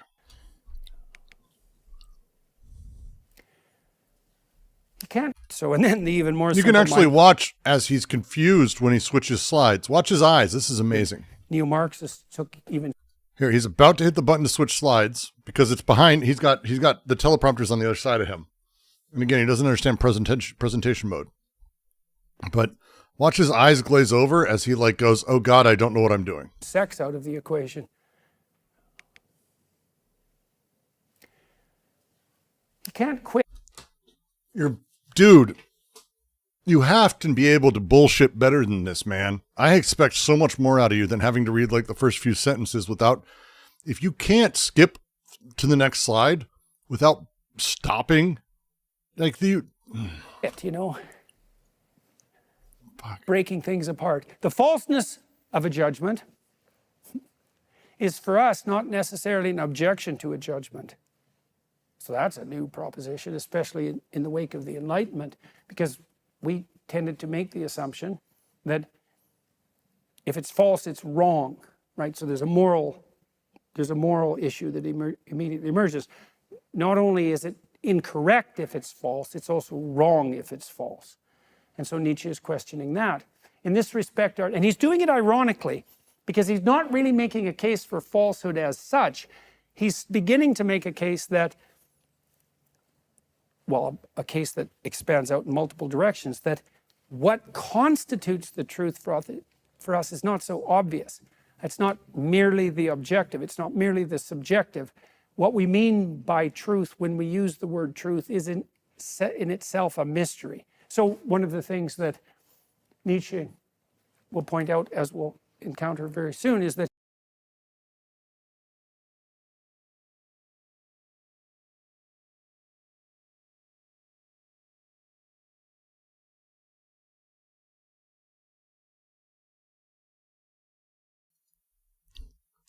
allow me to read again.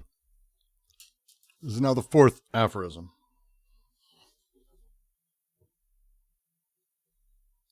This dude is like layers of sadness. Boop. Boop, boop, boop. 1 sec. Milhouse's arm fell off.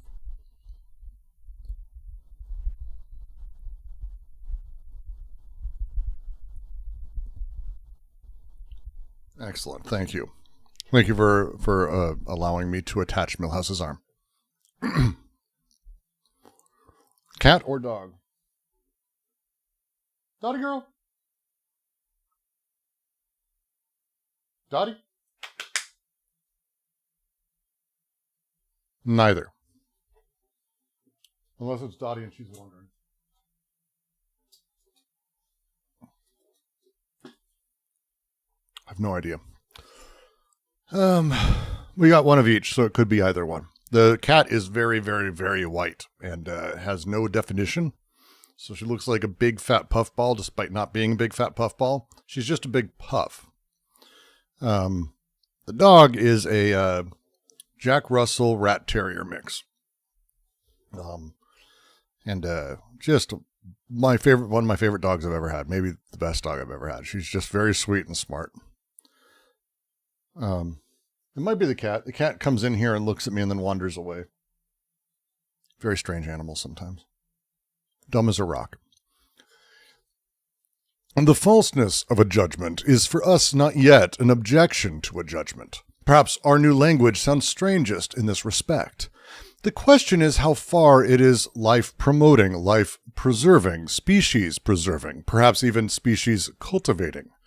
And we are fundamentally inclined to assert that the falsest judgments, among which synthetic judgments a priori belong, are the most indispensable to us, that without an acceptance of logical fictions, without a measuring of reality against the purely invented world of the absolute and the self-identical, without a constant falsification of the world through numbers, mankind could not live, that renouncing false judgments would be a renunciation of life, a denial of life, acknowledging untruth as a condition of life. This truly means offering resistance in a dangerous way to the accustomed value emotions, and a philosophy that dares this already places itself solely by these means beyond good and evil. If I may. Hey, have you noticed, like, when we talk about things, we're judging things, doing intellectual shit, there's a lot of, like, affective, emotional shit and, like, instinctual responses that really is driving this. And it's kind of weird that, like, the big ideas, the stuff we care about the most, are things that seem to be life positive, as if the thrust of life or the need for survival or these instincts were actually driving our thoughts in these directions. If we were to build a philosophy that ignores this and doesn't really care in this way and exists in a different way, that would be beyond good and evil. That's what he's talking about. That's what he's talking about. This is not a difficult thing, and Jordan Peterson has completely butchered it. he believes that truth should affirm life. That is not, no.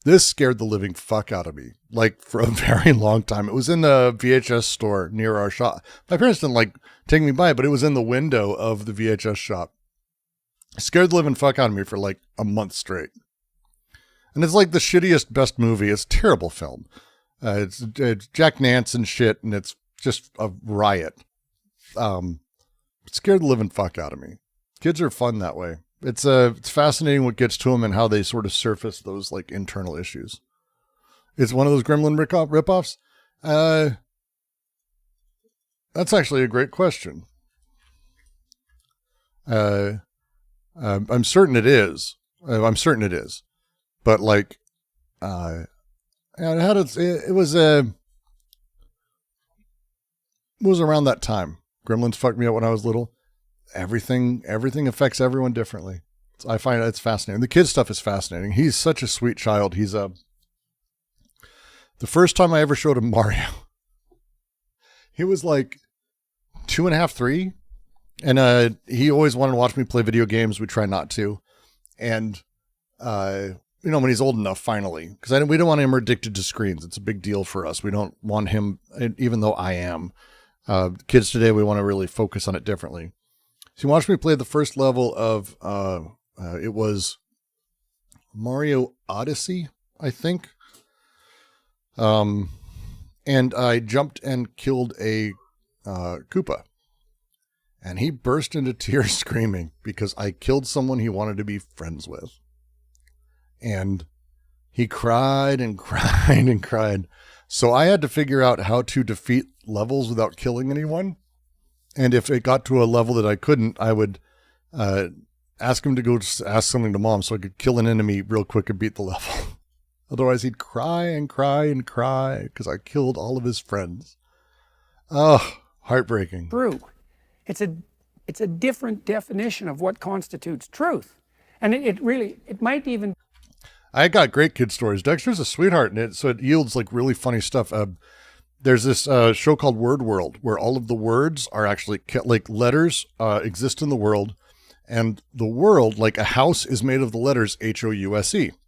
But house also has the family of House as letters that live in the house. So it's like a whole thing like that. Like it's anthropomorphic letters, and they live in a world made of, I guess, the corpses of their brethren. It's a children's show. It's not really meant to be thought through. He loved this. He learned a bunch of letters this way, learned a bunch of words. And one night, we got these nuggets in the shape of letters. And he thought it was great. He was like, making words out of them, and he's eating them. And then he ate, and he went, oh God, it's C. I just ate Kay's baby. I ate Kay's baby. Oh my God. Oh my God. And he started screaming.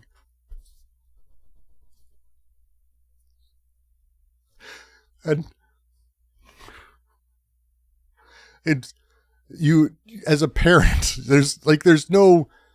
you're just like, it's the funniest, sweetest, hilarious, horrifying thing. And there's nothing you can do, because what are you going to do? Make them vomit it up and put it back together? So we just stopped eating the nuggets. Oh God. Oh God.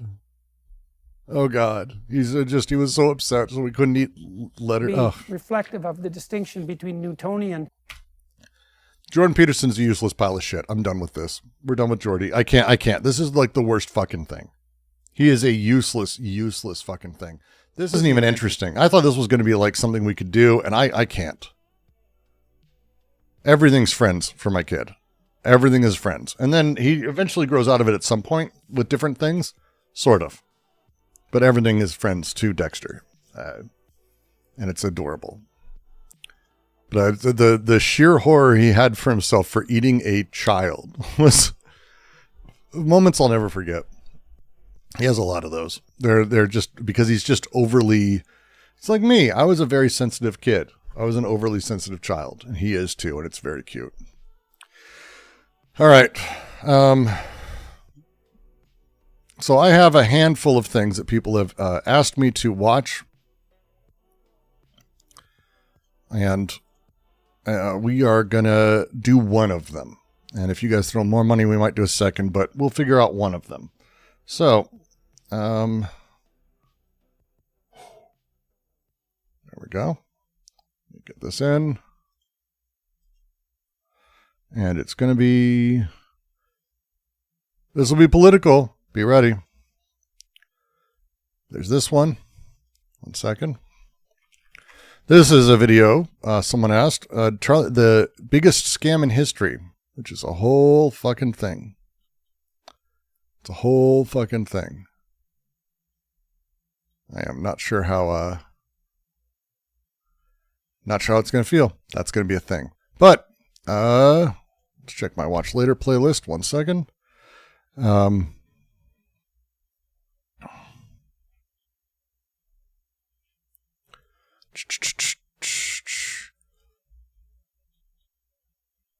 All right. This one on... No, stop. All right. Boop, boop, boop, boop, boop. We'll pull you down here, pop you in. We'll pull this in. The second one is going to be on ugliness and prettiness, which I think is pretty fantastic, to be frank. I'm excited for it.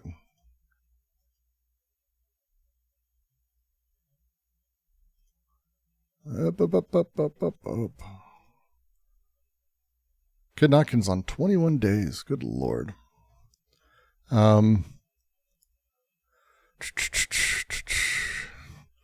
Oof, that fucking guy. We won't be doing that one again.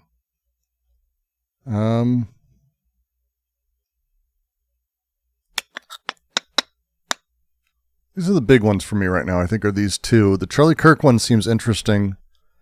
And then here's a shorter one I had someone send me. Because they actually mention, and I thought it would be interesting to sort of go over it. But it's Coyote and Crow, who was very kind to mention our video on PTube. So that could be fun. It's like 8 minutes, nice and short mention of us. Not the politics.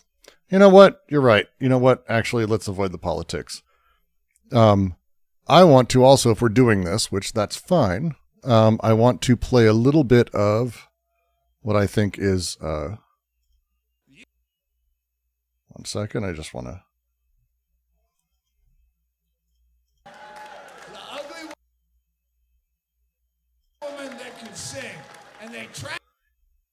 This is a... And they unearthed... Some explorers, I guess, went out. I want to be careful because, 1 second, I have to mute it, because Doug doesn't mind using really horrifying language.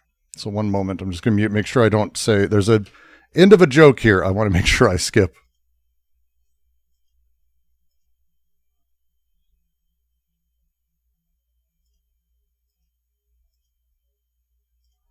All right. I adore this. This is one of my favorite bits of his, and I thought it would be appropriate because I think this is one of the things that the way he phrases this, if you remember a handful of years ago, America's Got Talent and the internet sensation that was this person, this is fantastic.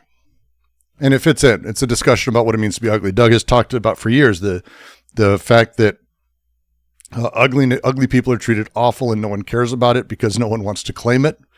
And that's the first half. But the second half, I really appreciate this line. Just this year, there was a... It's still very quiet. 1 second. Boop, boop, boop, boop, boop. Woman. It was an expedition. He's spot on, by the way. Spot fucking on.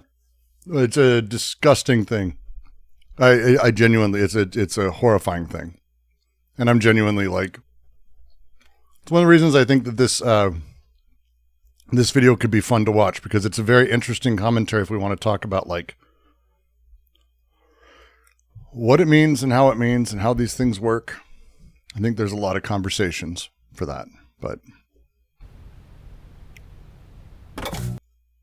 My big sister always knew she was a beautiful gal. And when I say she knew she was a beautiful gal, I mean, she used to go by Abby the Goddess, and then she eventually upgraded that to Abby the Empress. So what growing up with the same face as my big sister who knew she was beautiful meant was that she refused to let any of us even entertain the idea that we were ugly. Because if we were ugly, then she was ugly, and she knew damn well she wasn't ugly.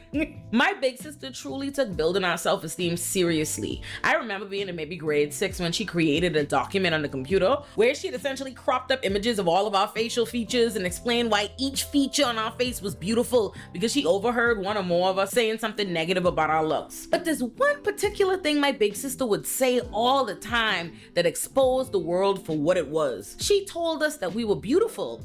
We just weren't in style yet. Let me explain what she meant by that. My mother is Bahamian, my father is Nigerian, and I was born and raised in the Bahamas. Although I've now been in America for the majority of my life, for the xenophobes who like to pretend I just arrived in America yesterday and have no right to speak. Anyway, while I love my Bahama land dearly, one of the worst leftovers from slavery and colonization is a beauty standard that says beauty is light skin and curly hair. In addition to my big sister, I was fortunate to have a mother who, despite embodying the light skin curly hair standard for beauty that the Bahamas favor, she had made sure to preemptively expose and denounce colorism as a symptom of what she used to call an inferiority complex. So that by the time I experienced colorism, I understood that it was not my problem. My mom actually worked overtime to tell my sister and I that our dark skin was more beautiful than her light skin, which wasn't something she said because she didn't think her skin was beautiful or just as beautiful as ours, but because she understood that in our society that said only her skin was beautiful,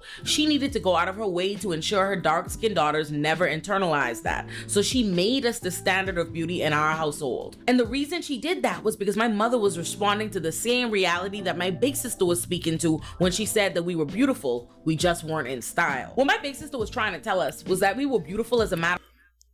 You watched Illuminati had a big take on. I've liked her stuff generally. It's solid and interesting and good commentary. I'm not super familiar with.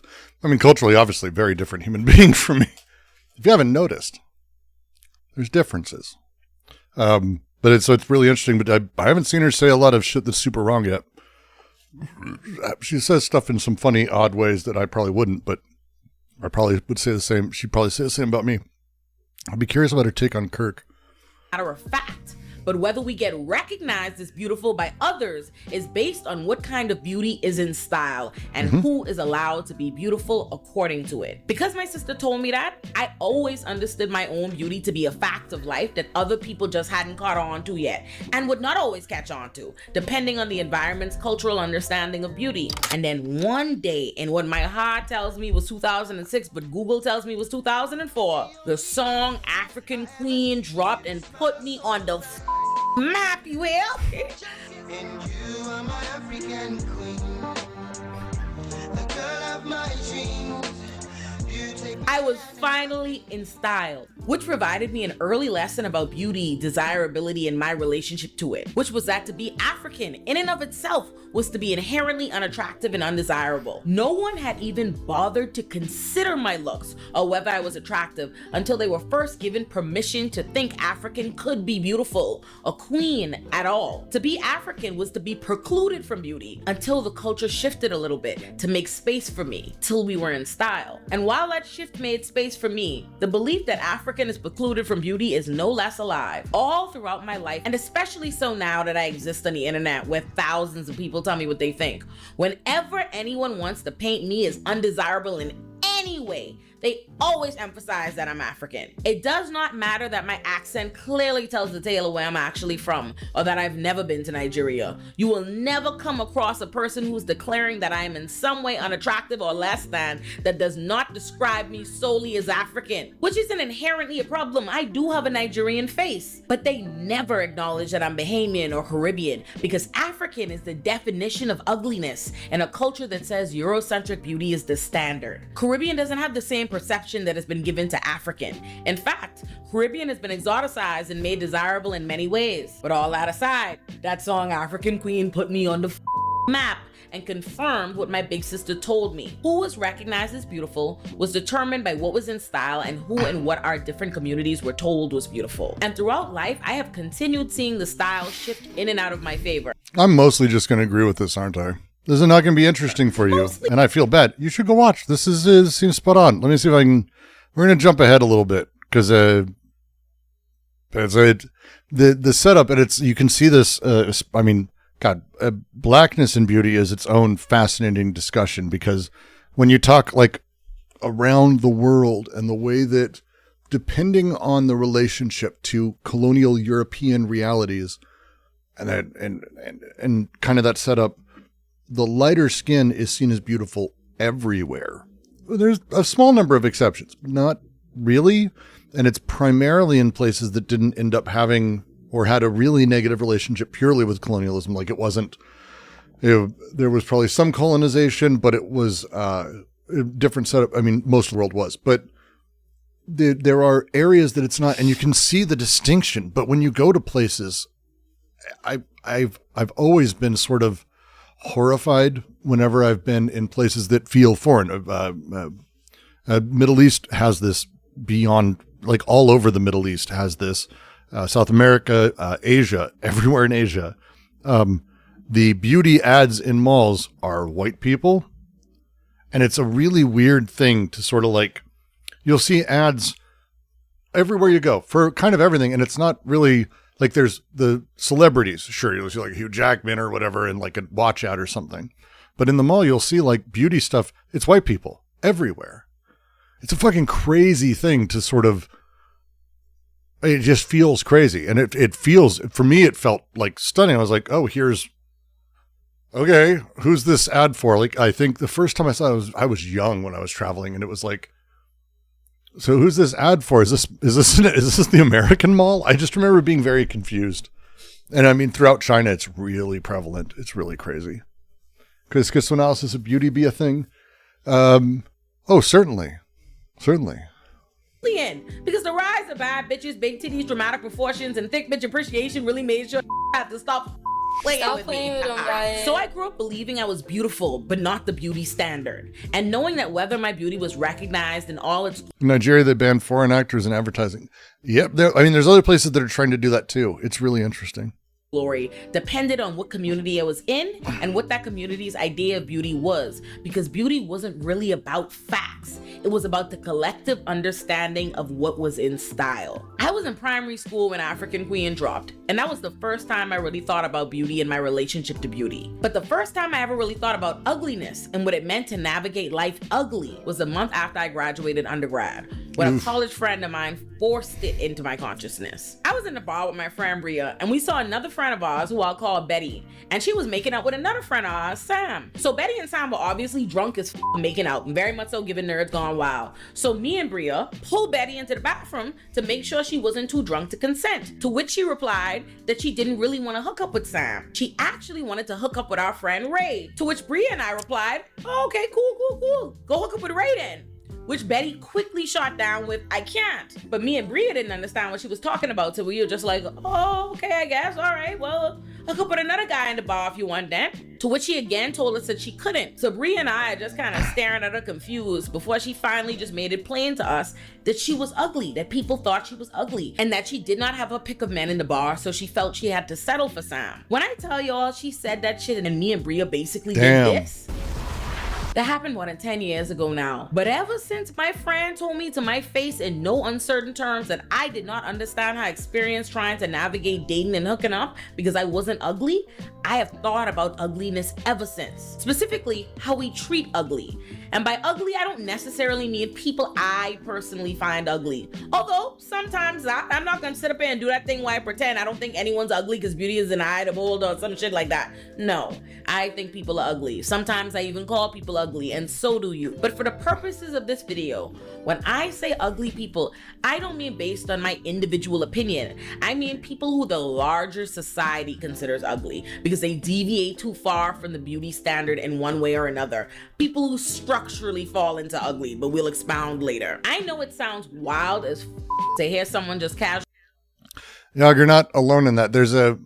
It's one of those funny things that, I used to make the joke that white people can't even let black people have a skin color because there was a huge trend, I want to say 20 years ago, for tanning. And like, this is an in and out thing where it's like, they want to get just tan enough, but not too tan, because too tan, and then it's not white. Like, it's the way attraction moves in and out. And I really like how she's talking about it in terms of that it's about the style of the time. That's why you get from like heroin chic to, I don't know, Cardi B, in my lifetime. Like, those are like bookends of what beauty standards were. These are not the same thing. And the juxtaposition, that the waifishness now versus that, like, it's very much in style. There's a structure to it, but it's not just simply a power downward thing. It's really kind of a fascinating thing. I would believe that you've never called anyone ugly. I would believe that. And I am not being sarcastic at the slightest. I actually think you would find yourself abhorrent if you ever actually felt that too. I don't think you'd ever call anyone that. I don't really like calling people ugly. First off, not ever to their face. Well, not since I've been an adult. I'm sure I was a dick. But I've definitely afterwards, I've been like, that is people can be unpleasant to look at. When we had Dexter, I was actually stunned to learn that ugly babies were a thing.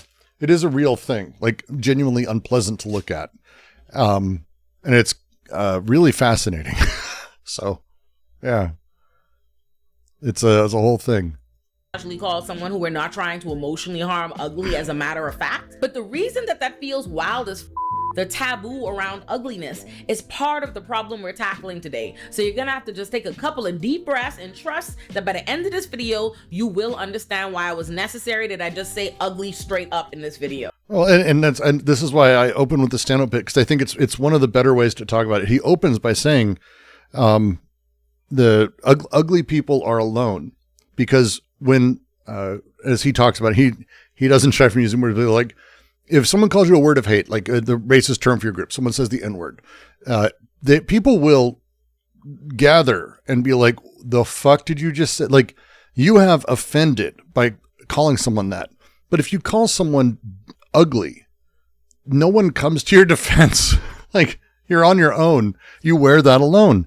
And it is a really weird thing. Ugly is a fascinating thing. Like, it's really, I find it fascinating. And I double and triple check with the expert on all things beauty, ugliness, and desirability themselves. And the conversation on beauty, there's a handful of really great books. I'll have to dig through because they're behind me. It's books literally on beauty. And it's the aesthetic idea of what beauty or ugliness is. I tend to, like, if you're going to talk about schizoanalysis of it, it'd be in this direction. I tend to talk about things in terms of pleasant or striking, and the pleasantness or striking nature of a person. There are people who I genuinely do not find attractive, and I think it's more important to use physical words rather than beauty. Beauty is a transcendent. This is the idea. Beauty or ugly is like a transcendent thing, but the actual experience of seeing someone is repulsive or attractive, and people are pleasant, attractive, hot, like there's a level of attraction or repulsion. These things are informed by sort of our social existence. But with that, there's other modifiers. Striking. People are striking. It's one of the things when I first saw Heather, she's striking. I find my wife very attractive, but she's striking. And it's because you physically feel it, like it's striking, like it physically hits you. The better way to talk about these things is in these types of terms, because that transcendent idea of beauty, beautiful versus ugly, is itself very troublesome, because at that point you're creating sort of these broad categories rather than it's just, you're not pleasant for me to look at, which is, it's not great, but it's like, you're ugly. There's a big difference. And I think, again, it ugly presumes that it's outside of you even. Like, oh, I think you're ugly. I think you're stupid. I don't find you attractive. These are different things, but stating them in different ways that changes how we deal with each other. It's fascinating. And the wording around this is really incredible. The incomparable Deshaun Harrison, whose book Belly of the Beast I will be pulling from throughout this video, and whom I also called up, because if you were personally friends with the author of one of your primary sources, it makes sense to take advantage of that privilege and call them. So call them. I did.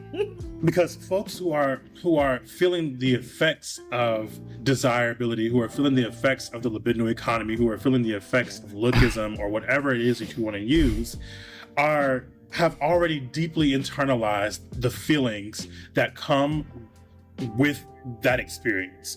And so my investment is in acknowledging that ugliness is a structural thing, that it is a structural identity, or that rather it is an identity that is structured by so much about how the rest of the world works, under desire, without. Well, I like this guy. It's kind of fun. He's fucking. It's good. This is well said. Necessarily making. Granted, I did just say this, so it's a little egotistical for me to say it, but that's a really great way to put it. That person or any other person feel like they are ugly just for ugly's sake. Yep. If that So makes don't call sense. Lena Dunham ugly. What you're saying is I shouldn't just start the video calling Lena Dunham ugly. Is what you're saying. Oh no, you can. I mean, no. So again, when I'm having structural conversations. And that's the example of Susan Boyle, the ugly woman who could sing. And then Sam was like, we don't think of it this way, but just imagine it's a spelling bee. And they put a black man out there and everyone starts laughing. Oh, black man, why would we want him on stage for this? We'd be seen as like nightmares and shitheads and racist and pieces of garbage. And lo and behold, but an ugly person, we don't give a fuck. They can do that all day. We can yell at them. We can scream at them. Again, stand-up has a lot of good stuff on ugliness. Conversations, it's gonna be what it's gonna be, and in terms of structure, ugly absolutely is part of that. So Okay, thank you. she is what she is. For a white woman, Lena is ugly. I think a lot about ugly people because as a person who does socio-political analysis of people and events for a living and spends my time in spaces with other people who do the same thing, I am regularly confronted with the fact that we not only have no trouble factoring in how race, gender, sexuality, age, financial status, nationality, citizenship status, educational background, you name it, factors into how a person is perceived and treated.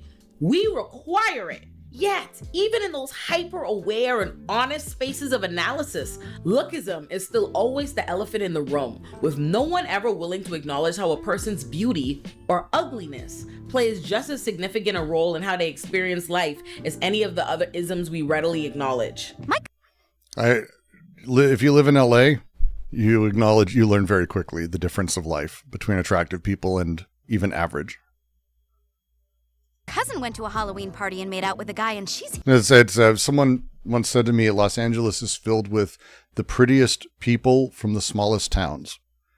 And it's probably the best way to call it because the way that things function there is very, very broken in that way.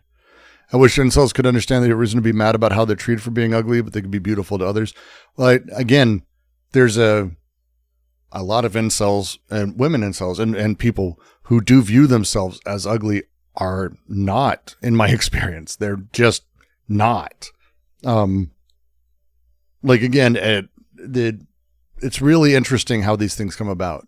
hideous. I mean really hideous. How'd your cousin do it? She wore a mask. Don't you get it? If we wear our masks and we don't take them off for the whole party, the boys won't know who we are and we'll have a better chance of hooking up. Good idea! We are so gonna hook up! I think we look hot. Totally hot. Ugly bitches! I think, like, hearing you talk about the story with your friends, particularly... Miami South Beach, basically, still undecided. Miami is one of those cities, too. LA is that. Like, there's a handful. It's like, it ruins your day. Like, it's like, I'm not an ugly guy, but, like, the rating system and the joke people have is like, an LA 7 is like a 10 everywhere else. The standards are completely broken. And so because of that, again, it's the structure, the power, the way these things are set up, how they're put together, and the expectations people have. It's really fucking wild. At the bar, I think I don't get how people will acknowledge the benefits of being good looking, then go on to say delusional things like you're beautiful to others. Well, because look, first off, you might be. Secondly, I think it's a weird. Her sister, I think, had the best line, and it's one I'm going to steal if I ever need to say it, is you're just not in style yet. Because that's the best way to put it. I like bell bottoms. Sorry.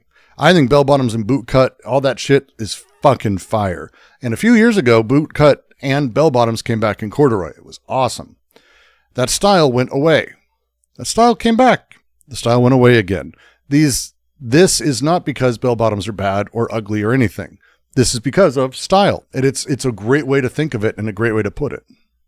Think it resonates with me because I've had a very similar conversation with some of my friends. I don't go out. I don't go out to bars. I don't really go out like whenever my friends, and this has been true for me for years. Like when I was in college, my friends would go out to clubs, would go to different bars and whatnot, and I would rarely join them. And they would always be like, why don't you like to go out with us? Why don't you want to be with the, and I say my friends, but this is just a certain group of friends. I have a wide range of friends.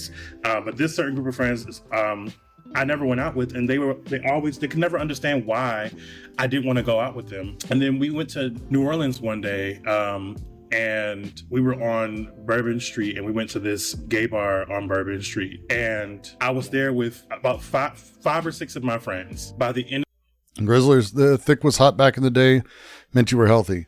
Well, look, I'm guessing Illuminati's not as old as I am. She seemed to say that African Queen came about when she was still a child. These things go in and out. The idea of size and having a butt or not having a butt, or if a guy needed to be muscular or thin, or like the emo, like all these things switch and change all the time. These things go in and out. I just want to these things go in and out for sure. Thick was hot back in the day, and it wasn't again. Like, it's really interesting. It's curious, and I'm really fascinated by like how they're going to play with this. End of that night, I was in that bar by myself. All of them. If you're too good looking, you play life on easy mode when it comes to interactions. Makes me trust people. It's a different existence. Very attractive people have. They often do get easier things, but they also you can't go anywhere. Like I have a handful of friends who are like girls who are models or actresses. Again, I lived in LA, and my wife, she was a beauty queen. She has a bunch of friends like that. You can't go out because guys don't leave you alone. People don't leave you alone. And it's relentless. You can't go to have coffee and sit somewhere. You're going to be hit on. It's constant. There's a really different type of existence that is very odd and different.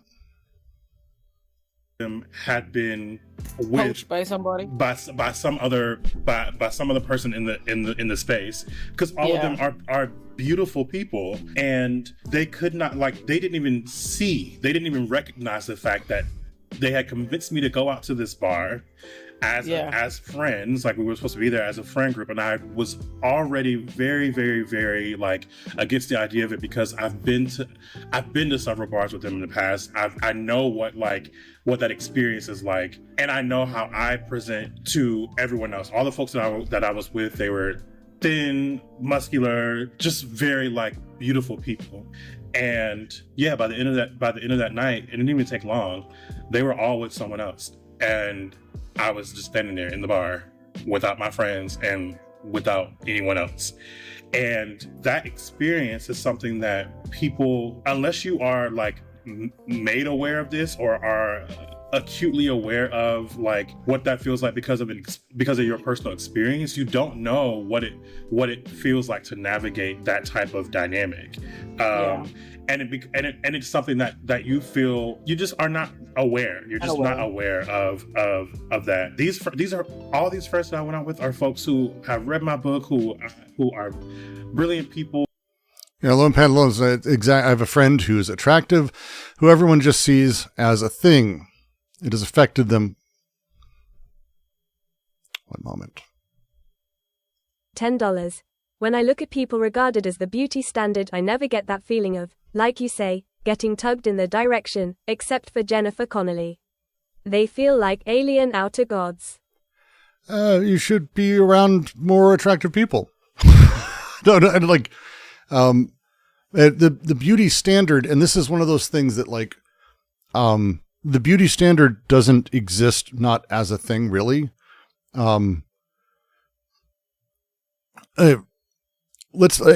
one of the things that you start learning about if you understand how the model system works and being a model, and this is for guys and women, is that they're actually generally not attractive. Sounds weird, because they're fit and they're thin and all this, but the reason they're models is because they are coat hangers for great clothing or makeup. Think of them and their build and their setup as being that which works best to show off things to someone else. So they have the ability to put on makeup and look stunning, and they are a canvas to be painted on, more or less. And without it, they're very different people, and they exist in a very, very different way. It's fascinating, but it's that beauty standard exists as a layer painted onto attractive people. And so there's a weird thing that's always happening, because for guys have a lot of problem with this because guys don't understand makeup at all. I want you to look natural, things like that. Oh, look, she's not wearing any makeup. Until you've worn a lot of makeup, you kind of don't notice. But people wear a fuck ton of makeup, and what that makeup does is it bends towards what is that beauty standard, but it isn't itself necessarily that standard. It's a layer on top of the person. So is the person attractive? Well, that makeup may or may not be. It may be in a different direction. The way of playing with that and the way of standing out is also pushing in a slightly different direction. If you just do the standard, you fit that. So it plays very differently. It's very fascinating. And it's, again, makeup and all this shit is really interesting. Weight is, I think, another one they're going to be getting into. I tell my wife my favorite makeup on her is the no makeup. That's the accurate way to say it. That's the accurate way to say it. The no makeup. And it's a lot. And it's one of those things that I think I'm fascinated by the conversation. This is interesting. I'm also curious, and I'd love to understand more about how if he understands, because those impulses of his own lack of attraction, or his own I'm not attractive. And I'm looking at the dude. This is not a 2. Like, I know he's a bigger guy, but like, that place that you put yourself in, again, towards that normative, towards that systemic, towards the larger structure, and how those impulses play in and create the sort of insecurity and drives, and then how those things then become feedback mechanisms socially that then reinforce those drives.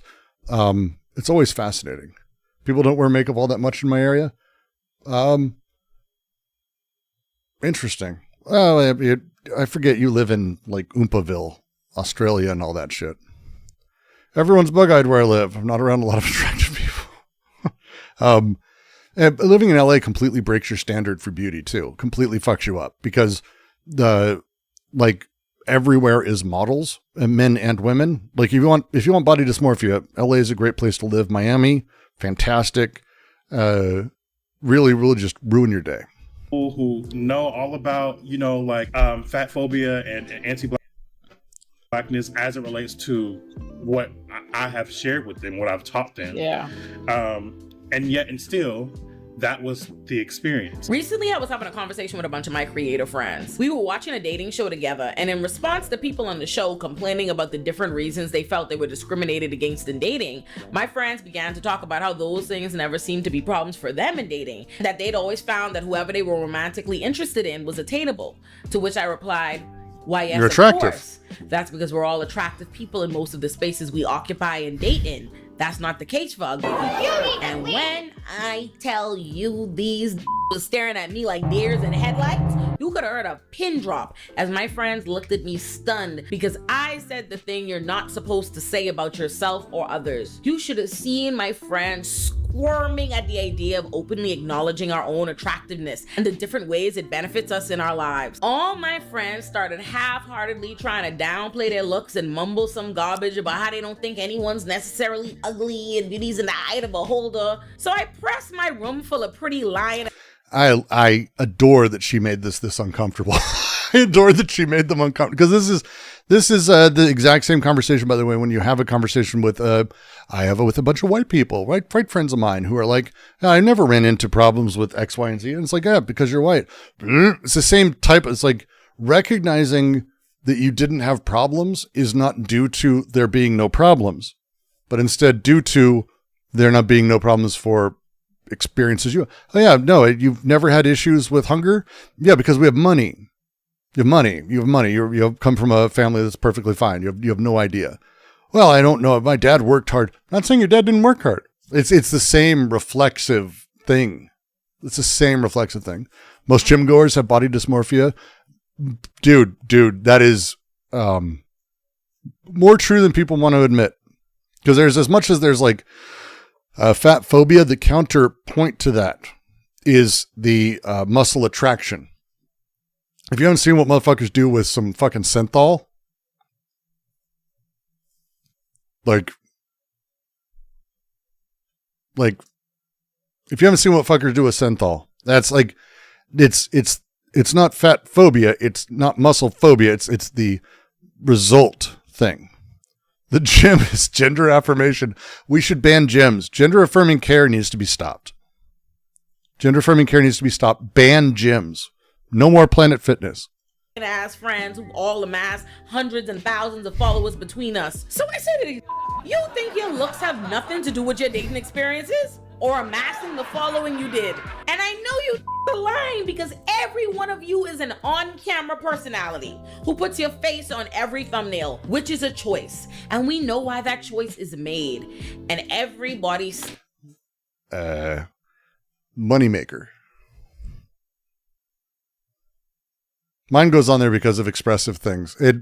Beauty and attraction works different for men in positions, especially with intellectual things. I know I'm not ugly, but it ain't that. It's women for sure. It's a completely different beast. I can't even mentally handle thinking about that. It's a completely different beast. Women find actually attractive man versus what men do impress other men. Well, and vice versa. This is one of those things about attraction, repulsion, beauty, standards, how they come about and the structure around them.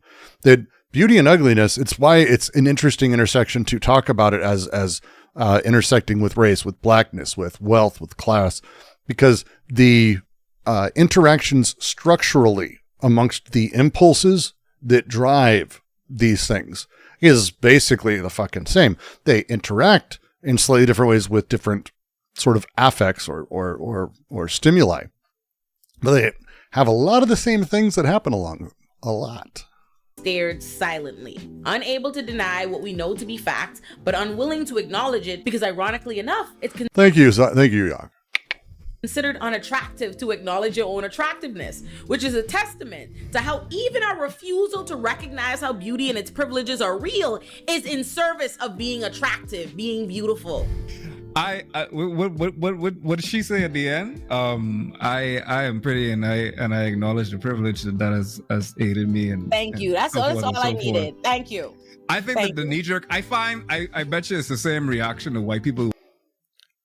He says as he's leaning with his fucking bicep in that position and his over manicured beard, that will probably think, oh, I have a very, very sexy voice. Of like when they're trying to admit to white privilege to an extent, because like what goes in their head is just the same thing. But I work hard, or like, but I do this and I do that, I do all this other thing. My advocacy is guided by a very simple. He's right. I'm just going to replay that because that's the line. Jerk. I bet you it's the same reaction to white people who probably think of like when they're trying to admit to white privilege to an extent, because like what goes in the head is just gonna be all like, but I work hard, or like, but I do this and I do that. Because if you have muscles, you go to the gym, you keep that up, you eat better. You eat better than me. I have fucking Oreos and Doritos while I'm sitting here. Like, I know what I'm doing. I know what this gut comes from. I'm not dumb. Like, it's fine. It's these things. It's the way it works. Dog or cat? Well, I don't. Howdy, girl. Hey, sweetheart. Come here. Come here. Everyone wants to see you. Oh, I know. You were giving me love. Are you giving me love? This is Dottie. She's our rescue girl. When we first got her, she was too scared to go outside for a walk. We finally got her outside for a walk, and an umbrella someone had left outside slightly moved. And it was another 3 weeks before she would go outside. We named her Dottie because she has one giant big fucking dot. Here's your good pup. Hey, Dottie, do you have ears? Where are your ears? You're like, oh, what are you doing? What are you doing, sweetheart? Huh? I got you. What are you doing? Are you going to run upstairs? What are you doing? Huh? Yeah. She sleeps very often at my feet here because I have a glass thing for my chair to go on because I have carpet, and the glass is cold. She loves it. She's a sweetie pup. She's a very good girl. But you work on your looks like you do. I have some level of that. I mean, as much as it may not look like it, like I spend time on, getting the shaving just right. It's not great right now. I mean, I wear nail polish for fuck's sake. Like, you care about these things. So yeah, this is the dog that farts bad. She is the most uptight dog because of the rescue thing. But around me, when she finally relaxes, she really, really relaxes. And it's horrifying. It's horrifying. And she does it. It's every night. And the other night she snuggled up because she sleeps on a pillow on my shoulder.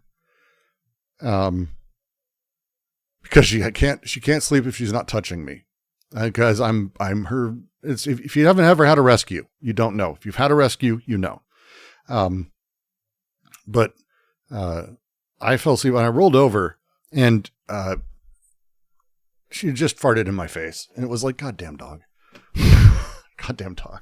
That I don't want to do this other thing. My advocacy is guided by a very simple mantra, and that's this: we cannot fix a problem we do not acknowledge exists. So I'm going to hold your polite little hands when I say this. We will never fix a society that discriminates against ugly people if you keep pretending that no one is ugly, and thus that no one is feeling the effects of being discriminated against for being ugly. People have it's exactly the same. Exactly.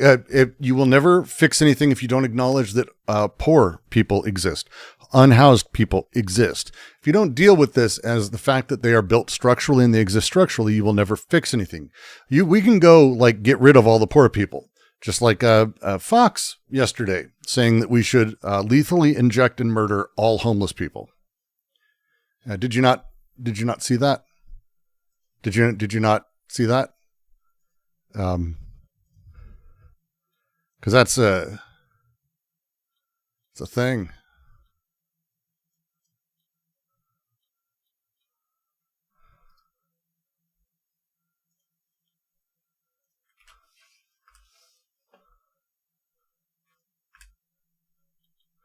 One sec. Let me see if I can open this in a. All right, fine. I'll download and just throw it into the browser. We'll see if I can get it going that way. Oh, Sunday showed up. That's a tale of how Brooks started eating toothpaste. Brooks doesn't eat toothpaste. I drink it. Also, I eat mint. I'm a big mint fan. And I eat toothpaste. I don't know how the rumor started. One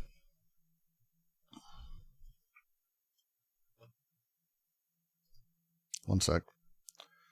Open with, come on, fucking thing. Unbelievable. See, library is amazing. Why won't this let me open with Chrome? Just let me open it with Chrome. What the fuck? Fine, I'll just open it here. Go back to you. Get.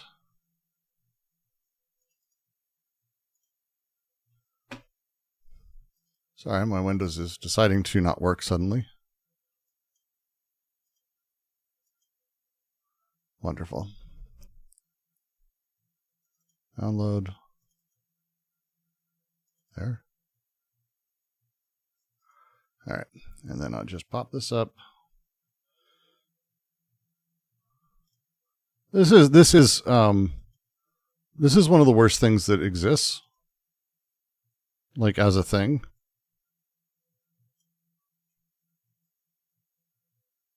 Why in the fuck was it that? Whatever. Okay. Like this is just going to be offensive, but it's a thing we probably all need to see and recognize. I don't know why it's reversed text-wise. That's fucking weird. It's not for me. Oh, I know why. I did that.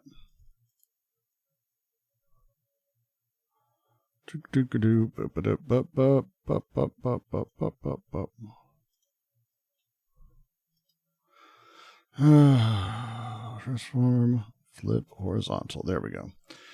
This is Brian Kilmeade. Brian Kilmeade, who is a Fox presenter. We're just going to zoom in on him because this is the worst thing that I've seen someone say in a while. And when people are like, hey, Brooks, why do you say we're sliding into Nazism? It's because of him. It's because of him. And we're going to let this other guy talk for a second, but just watch Brian and just listen. Because you see the mental health crisis happening. Exactly. They're talking about homeless people. It's not our job. We shouldn't have to live in fear while they figure out what's going on right there. Right. Put them in a mental institution, put them in a jail, and you guys figure it out. Having to... One sec, it's a little fucking, I don't know why it's so quiet.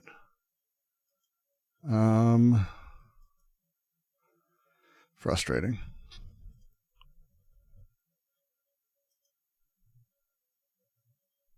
Chapter 3, let's bump you up to, we'll just go. Duck and dive on the trains and the buses, walking through the street. This is one case, but this is happening all across the country, and it's not a money issue. They have given billions of dollars to mental health and... Yeah, what the other guy's saying is bad enough. He's basically saying, hey, we've given lots of money to stuff that hasn't worked. Therefore, we should put all the unhoused people in jail or mental asylums. A homeless population, a lot of... Just because this is what Trump put out a presidential order to do this. So he's backing it. These people are ghouls. Them don't want to take the programs. A lot of them don't want to get the help that is But Brian Kilmeade's one of the worst people alive for this. necessary. You can't give them a choice.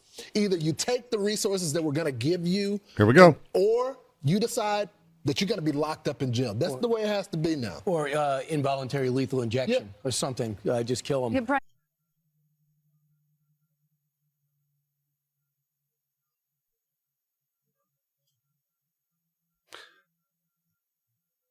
I honestly, I don't even know what to say about that. Like, I genuinely don't even know, like, as a thing, how to even handle that existing in this world. As, like, so when people are like, hey, you just need to give both sides a chance. You take the resources that we're going to give you, or you decide that you're going to be locked up in jail. That's the way it has to be now. Or involuntary lethal injection or something. Just kill them. Yeah, Brian, why did it have to get to this point? Right.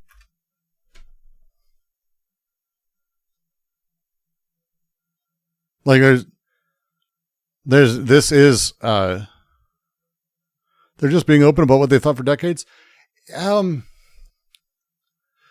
Yeah, but to hear that, to quote Sam Hyde, we're gonna kill them.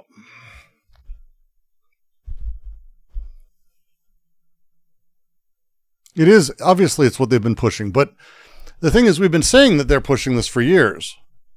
But not only does him saying it not faze the other two people, but he says it, and then he says, just kill them. Like, hey, by the way, sorry, I didn't mean to be cryptic. I meant to simply murder them. Or you decide that you're going to be locked up in jail. That's the way it has to be now. Or involuntary lethal injection or something. Just kill. I do like that.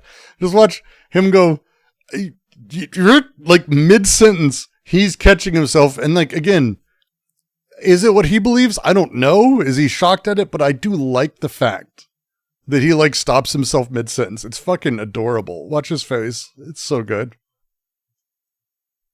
Take the resources that we're going to give you, or you decide that you're going to be locked up in jail. That's the way it has to be now. Or involuntary lethal injection or something. Just kill them. Yeah, Brian, why did it have to...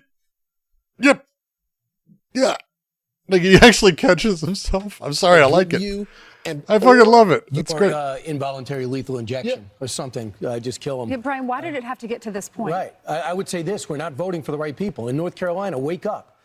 You can't keep putting these people in power. They woke up in Los Angeles. They got a stronger DA. They woke up they got rid of Chesa Bodine in San Francisco. Hopefully they'll get rid of this terrible guy, Alvin Bragg in New York. And now it's up to the people, the election, which. I'm now going to, I don't care about Brian anymore. Brian's always been a monster. We are now going to focus on this guy because this is amazing. I am actually entranced by him. Because his reaction is fantastic. In jail. That's the way it has to be now. Or involuntary lethal injection or something. Just kill them. Yeah, Brian, why did it have to get to this point? Right.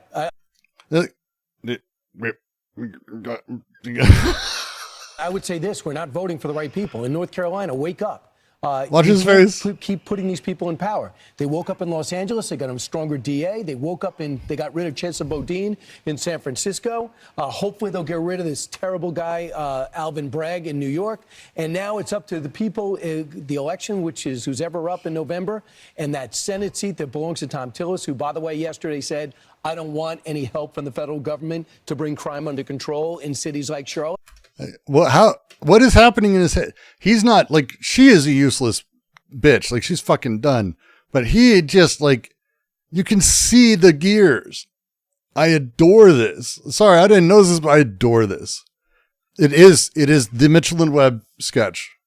Oh, Kill All the Poor is also good. But Are We the Baddies is the also the one I was thinking of. That's your decision.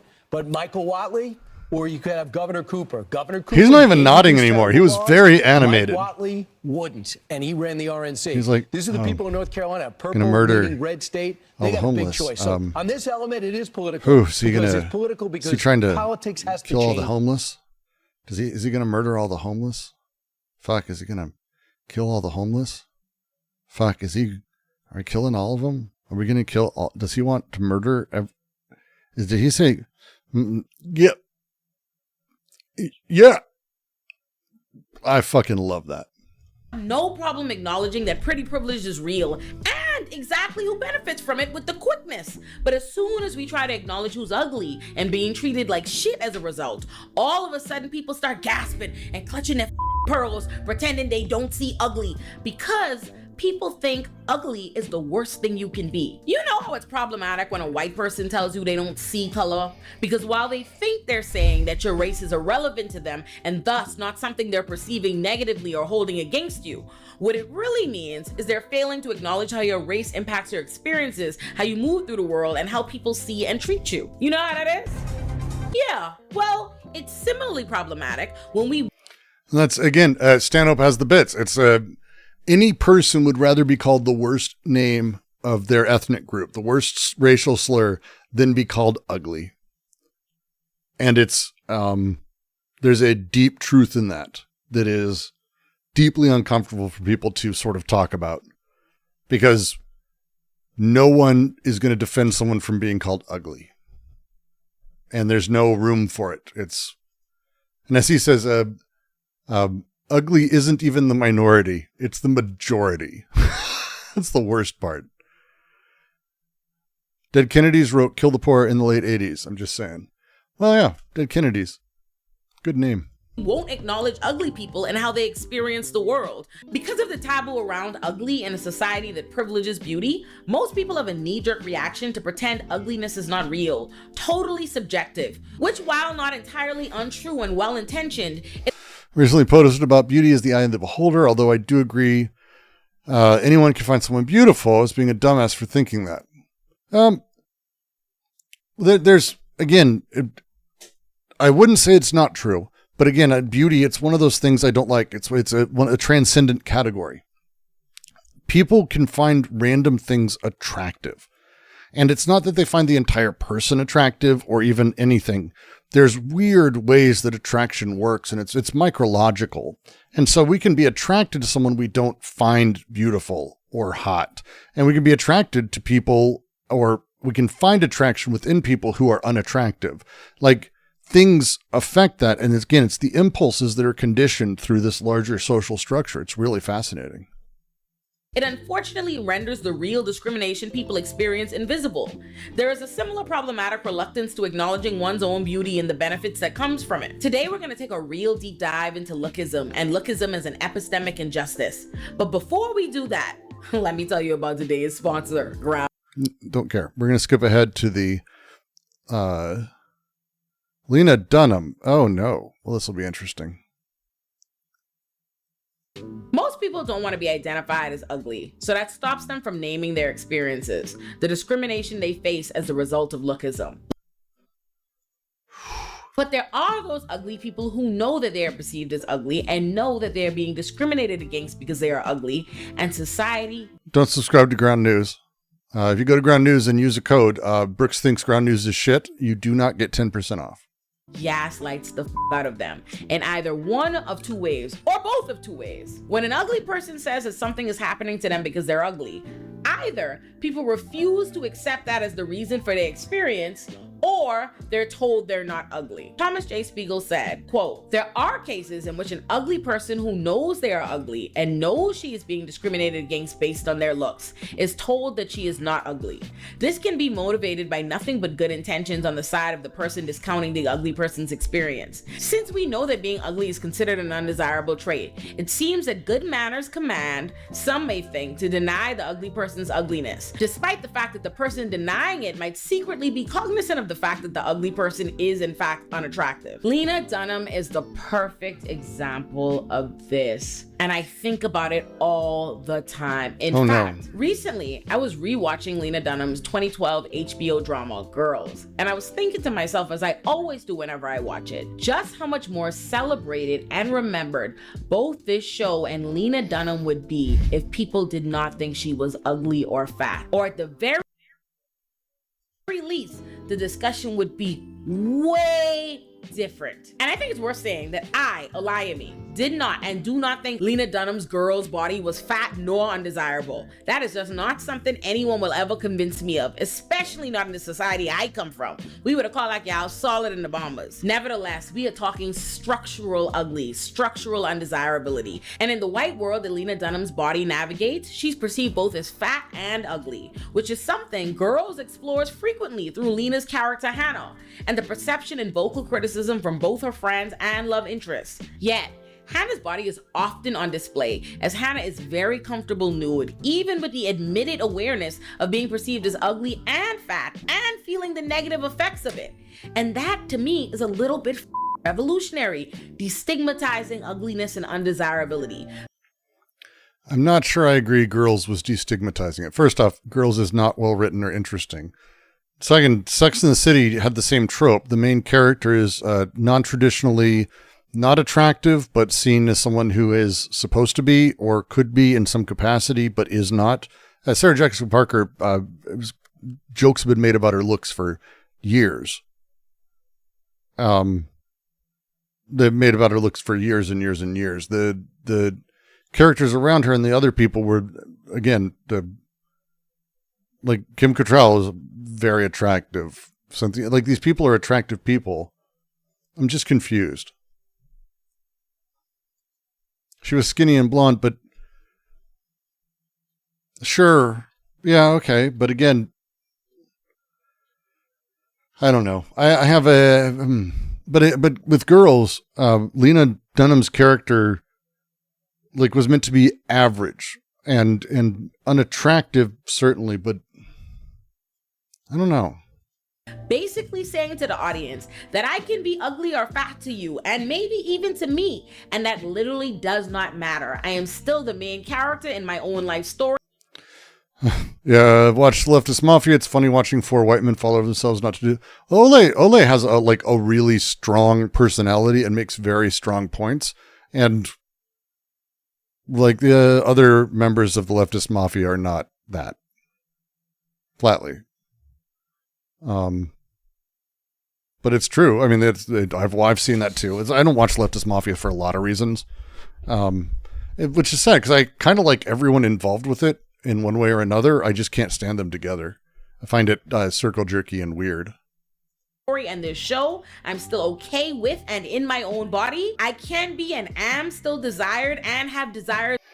Peter Lorre turned his looks into an absolutely stunning reality. Absolutely.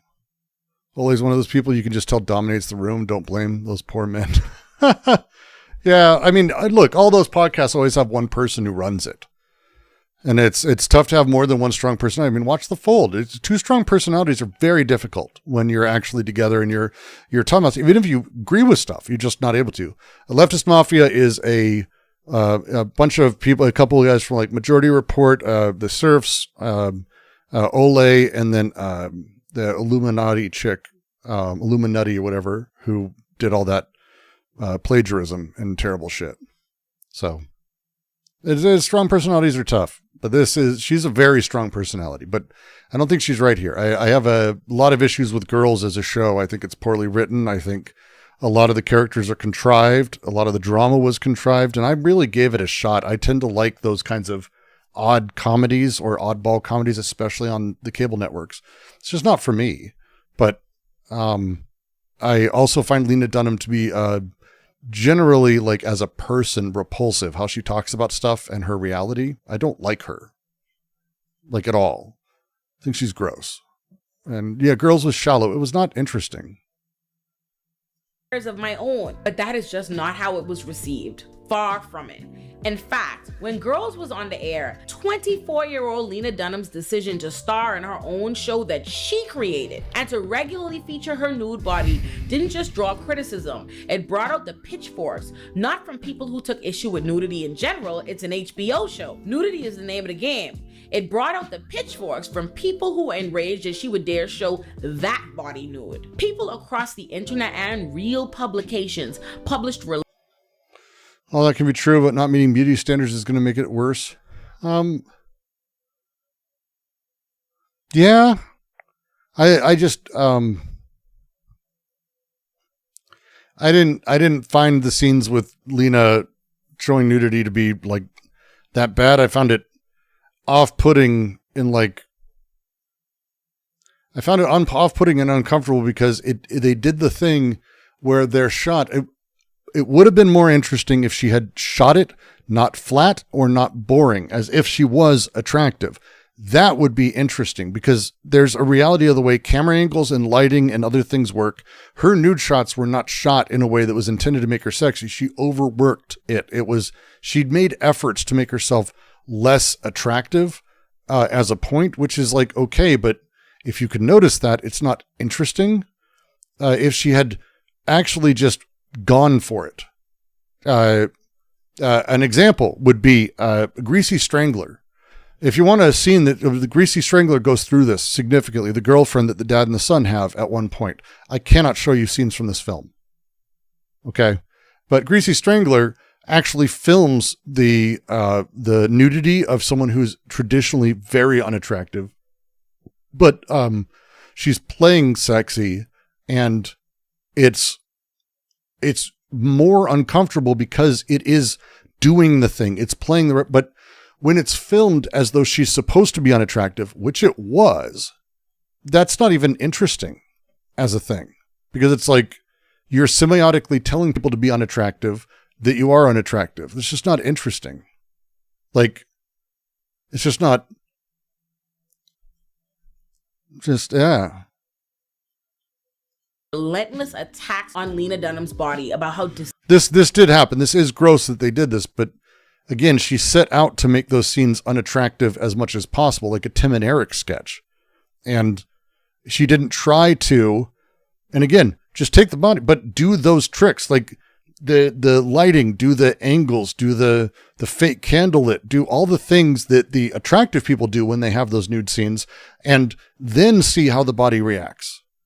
Like, it's very, again, I didn't like it. I found it incredibly narcissistic and anti sort of, I found it classist at the base. And again, based around the idea of sort of a weird, unearned place that she has that I don't find anything she does interesting.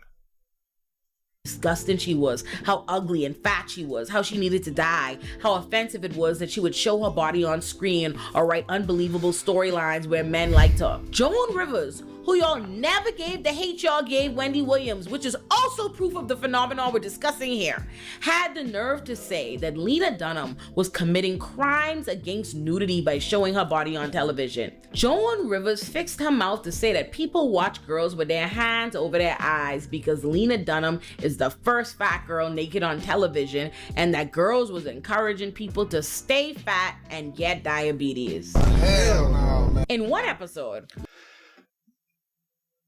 George Carlin has a great joke about Joan Rivers where he says that Joan Rivers became the thing that Joan Rivers used to make fun of. Early Joan Rivers was a very different beast than later, and she was not popular at the end of her career. She was a force because of her name. Wendy Williams was a weird lunatic.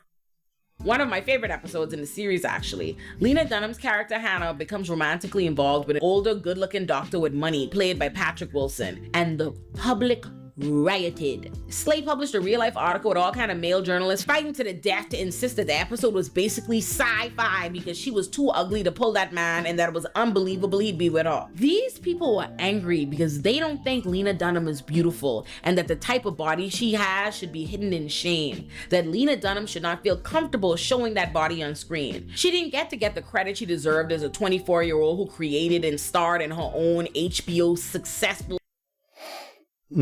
hit show because people were too busy being outraged by her audacity to not only make herself the protagonist, but a protagonist who's not only comfortable with nudity, but makes her body being pleasured and desired a regular occurrence in the show. People were angry because they don't think ugly people were meant to be seen, let alone centered and celebrated, and they hated her for it.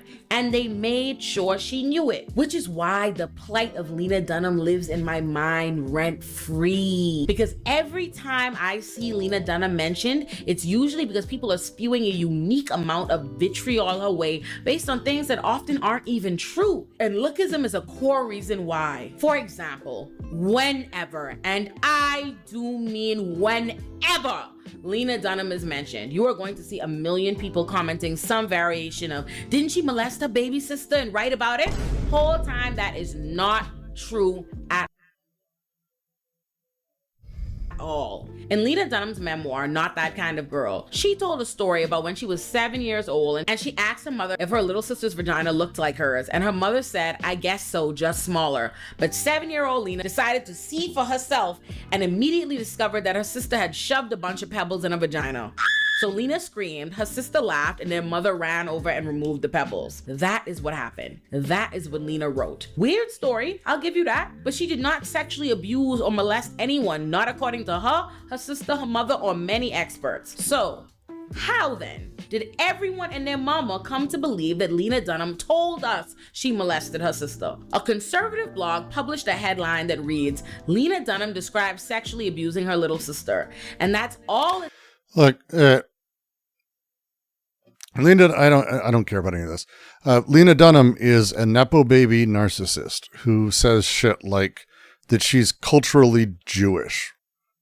And that by saying that, she's clearly Jewish because it's such a cliche.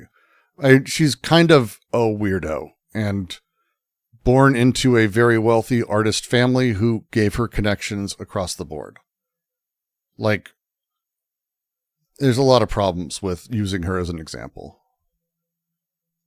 It took for Lena to be called either a predator, a child molester, or an abuser every time she's mentioned for the rest of her days. Why? Because not only do the vast majority of people think reading an article means reading the headline, people are especially inclined to accept negative things about ugly people at face value because it's a testimonial injustice like we discussed earlier. They don't believe ugly people. They don't see them as credible. People don't have trouble believing an ugly person did something ugly. People assume ugly people are bad and beautiful people are good because they want to believe beautiful people are good because they value them and they want to keep them, to be able to keep liking them in peace. So when a beautiful person is accused of something bad or horrible, more people are willing to question it, to investigate further, to defend them. Whereas people have no value for ugly people. They have no trouble discarding. Lena Dunham is an unlikable person. Like, she's an unlikable person. She's not liked in Hollywood. She's not liked around it. She's not liked by people. She has a very specific fan base, but she's just not liked as a person. Like she does things and talks in ways that are repulsive. I actually find her fairly attractive, to be frank. I kind of always have, always thought she has a very interesting look. Especially because she's about my age.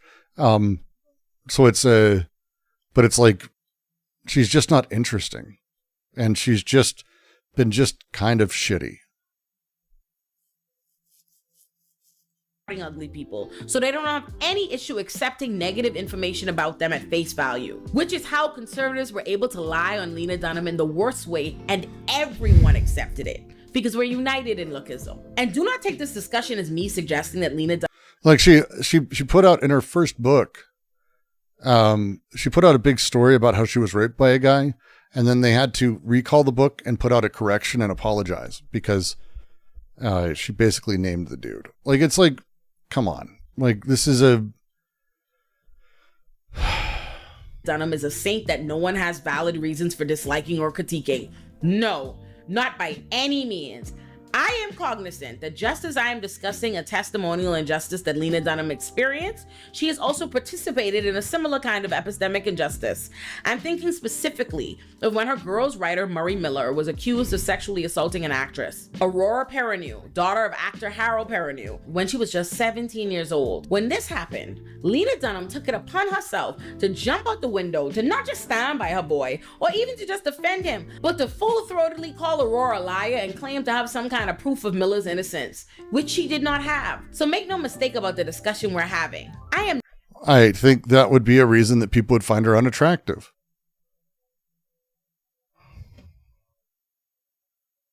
Like, you're naming a reason that she's a repulsive person. Like, as a thing.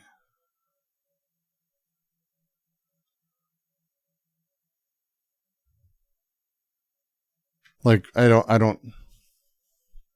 I'm not saying that Lena Dunham is a perfect person without fault, nor that all criticism of her is unjustified. Lena Dunham is controversial. What I am specifically saying is that Lena Dunham is controversial, and in our Lookist society, we do not allow ugly people to be controversial and liked. The fact that Lena Dunham is structurally ugly is a critical factor in how she and anything she does is received and perceived, and it's a factor that must be considered when we analyze her actions as well as the reception to her actions, but it never is. What I am saying is that much of the vitriol for Lena Dunham and the willingness to accept either the worst lies or bad faith interpretations of her every word, or to disproportionately hate her for a fraction of what people can give a f about if it was done by other celebrities, or to not give her any credit for the positive things she has done, is because she's ugly. For example, Video started very good. This is the issue with these transcendent categories as the base of it. It then becomes, and this is the challenge again with having race in the center. It's because they were black. Well, okay, no, it's because they were white. No, it's because of the complex ways that even the first guy, the libidinal economy works to sort of create imago that we then generate and we create simulacra of or behaviors of that are imperfect sort of secondary parts of this. This is a really rare, weird direction to sort of go with for me. That's like, I'm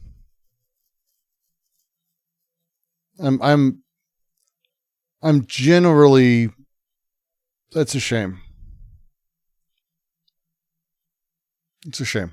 in the same way that the same people who present Lena Dunham's defense of her writer as the legitimate reason they hate her guts have none of the same sustained vitriol for the likes of folks like, I don't know, Liam Neeson, who gave us a detailed account about how he would go around fantasizing about murdering random miscellaneous black men because his friend had been raped by a single black man. Just like those people, a bunch of mother who keep Friends on replay continuously kicked Lena Dunham's back in because there were no black people and girls. Whole time, no black people were in Friends, and they ripped the whole show off from black ass living single. A fact. Here's the story I know. I know that Warren Littlefield, who was the president of NBC at the time, was asked if there was any show you wish you had bought this season, what would it have been? And it would have been Living Single. That's the legend, at least what I've heard. That he said, I wish I bought Living Single. And the next year he did Friends. Friends was on in Yes, it was a very amazing thing. They had a group of friends who did things together. That was completely original for Living Single too. That certainly wasn't a thing that was done years and years and years in every single way. Here's a bold statement. Tilda Swinton, I don't think is an attractive person. I think she is, by all definitions of standard beauty, not that at all. She is striking in how she acts, what she chooses to do, and statements she makes, and how she acts. I adore her. I absolutely adore Tilda Swinton.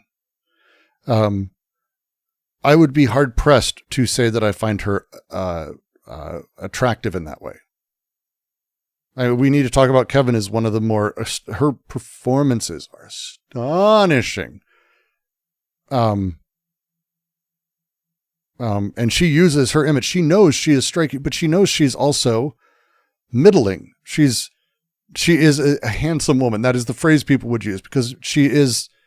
Well, you can find her a little attractive, but she's not conventionally attractive at all. She's not conventionally attractive. No, I think she's amazing. Like, I find her really wonderful, but she's not that. Hilary Swank.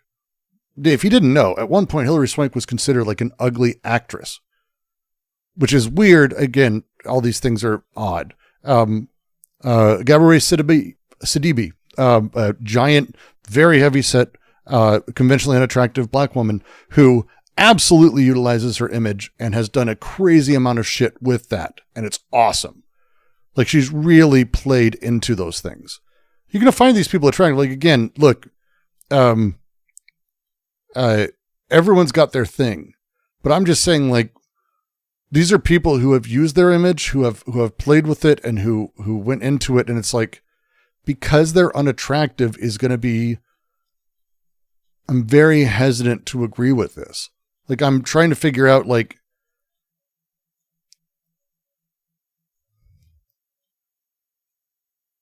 growing up, I remember people talking about Glenn Close as being effectively a man. Glenn Close is like one of the most stunning actresses of our time. Like, she's one of my Damages in the Shield. She was stunning in both, but like, no one would say she's hot. She's absolutely used her looks in particular ways, but she's amazing. Like, what are we talking about when it comes to, like, how this works or how this plays or how we do these things? Like, I don't understand. Like, is it just because she's heavy set? Is that the thing? Is that because the heavy set thing, Lena Dunham, when she was thinner, was attractive in conventional ways. If you haven't seen her, like, I'm just so. Kathy Bates, I would not say Kathy Bates is on, like, anyone's top 10 lists, but I actually really adore her. She tells one of my favorite stories when she won her Oscar. And she was whisked from party to party because she's amazing. She was wonderful. And it was her first time. She was in limos and she was at parties. She gets to the hotel. She takes her dog for a walk. And on the way in, before she goes up to her room to get her dog, everyone's getting, oh my God, signatures, blah, blah, blah, blah. And she's signing things. She thinks she's the biggest star in the world. She goes up, she comes back down with her dog, and she's walking, and her dog takes a shit, and she forgot her baggies. So she reaches over and she says, and I picked up, and it was the 8x10 of me I had just signed. Like, it was like that moment for her. It's one of my favorite stories I've ever heard someone tell. Okay. Is Oprah attractive?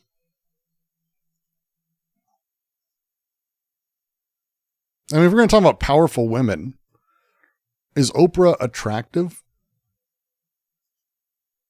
I mean, people listen to Oprah still. Is Oprah attractive? I'd be hard pressed to say Oprah's attractive. She's very nice. She's very kind in person, by the way. Like a very warm, oddly warm person for being as powerful and famous as she is.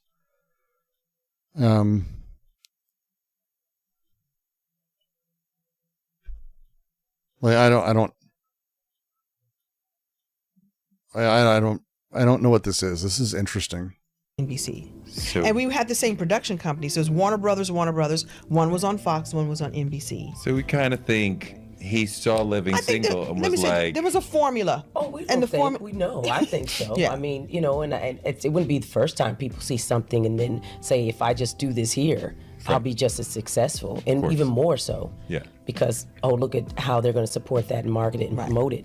Totally different from what the most purest were form, able to you get. you find I cut you off, I'm sorry. No, that's fine. You find a template or you find a formula, and the formula worked. Yeah. And I don't think the formula had been, maybe you could say Golden Girls because it was 4 women, but 4 women, 2 men. In their case, they had 3 and 3, and the formula worked, and so, boom. But that's never stopped any of the people who kicked Lena's back in for girls from being all up Fran's ass. And not for nothing, I don't disagree with Lena's reasoning for why she didn't initially write any black characters in girls, and why, when she was criticized for not doing so, she wrote the black character that she did, a black Republican played by Donald Glover. Lena had explained, quote, "I'm a half Jew, half wasp, and I wrote 2 Jews and 2 See there, she's definitely unattractive. Do you remember the story about Milli Vanilli? That story was all about people who were really singing songs with 2 ugly guys that got 2 frontmen. Do you want to hear here's one. Fuck you, YouTube. Do you know this song, everyone? That's it. That's all I'm going to play. She's hot. Have you seen this? Do you know this woman? She's gorgeous. Perfect body. Right here. You know her?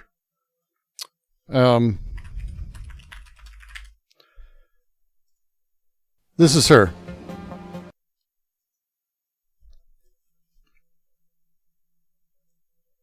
If you didn't know.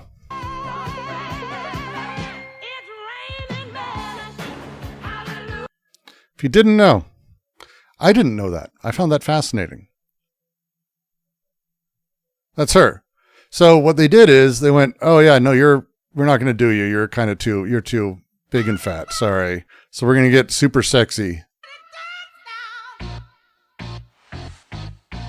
And do you think this song would have done as well? I don't know. I got to tell you. Her versus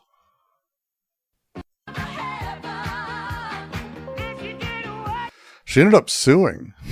She did. She sued over it because they're like, that's fucked up. And she won. So good for her.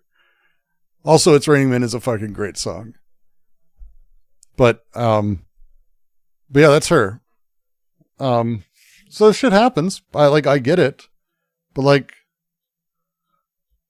it's like, yeah. wasps. Something I wanted to avoid was tokenism in casting. If I had one of the 4 girls, if for example, she was African American, I feel like, not that the experience of an African American girl and a white girl are drastically different, but there has to be specificity to that experience that I wasn't able to speak to. I really wrote the show from a gut level place, and each character was a piece of me or based on someone close to me. And only later did I realize that it was 4 white girls. As much as I can say it was an accident, it was only later as the criticism came out, I thought, I hear this and I want to respond to it. And this is a hard issue to speak to because all I want to do is sound sensitive and not say anything that'll horrify anyone or make them feel more isolated. But I did write something that was super specific to my experience, and I always want to avoid rendering an experience I can't speak to. That's fucking gobbledygook. This is why I don't like Lena Dunham. Like, this is insane, awful, right? This is terrible. But I did write something that was super specific to my experience. I would always want to avoid rendering an experience I can't speak to accurately. Fucking just gobbledygook garbage. After the stream, I'm doing some drunk movie watching because Mexico's independence is tomorrow. Hey, drunk movie watching, huh? I have no idea. But like, this is all just so weird. It's so strange to hear about like this idea that like the ensemble show of like 6 people, single people dealing with things didn't exist in like before that. And it's like, what? It's like a step above Golden Girls because they added 2 people. So Seinfeld came before that. Friends doing dumb shit. Like, what the fuck? I don't understand any of it. Cheers? Taxi? Like, the staple of these shows is that it's 6 people, like Bayside High and Saved by the Bell. Accurately. The common critique people have for shows like Friends or Girls is that they're based in diverse ass cities like New York City, but only feature white characters. But my unpopular counter opinion to that is yes, New York City is one of the most diverse cities in the world, where there are tons of other kinds of people present. And yet and still, we know damn well that there are a shit ton of white people living in the white ecosystems they've created for themselves within that city. And it's okay for them to create media that depicts their white ass lived experiences without trying to have to sandwich black people and other people of color into their little white ass existence. And I am saying this more so specifically as a defense to Girls, not Friends, seeing as Friends is not the retelling of someone's real white ass lived experience. I'm not sure Girls is either. Is actually a literal ripoff of a black show that purposefully sought to take. Look, the idea of having 6 friends in a show is not something you can rip off. Take a black world and make it white. But let me make sure I'm clear about what I'm saying for the racist. I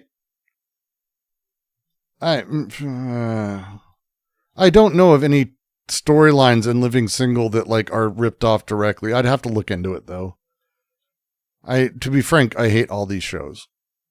Who call a Klan rally every time any fictional character gets reimagined as black or a show is made to reflect a diverse world. Me saying that it's okay for some media to reflect white people's white ass lived experiences in their white ecosystems is not license for creatives or Hollywood to opt out of the responsibility to tell diverse stories, to create diverse characters, or to hire diverse writers and creatives to help them write the stories and create the characters that they cannot relate to or create.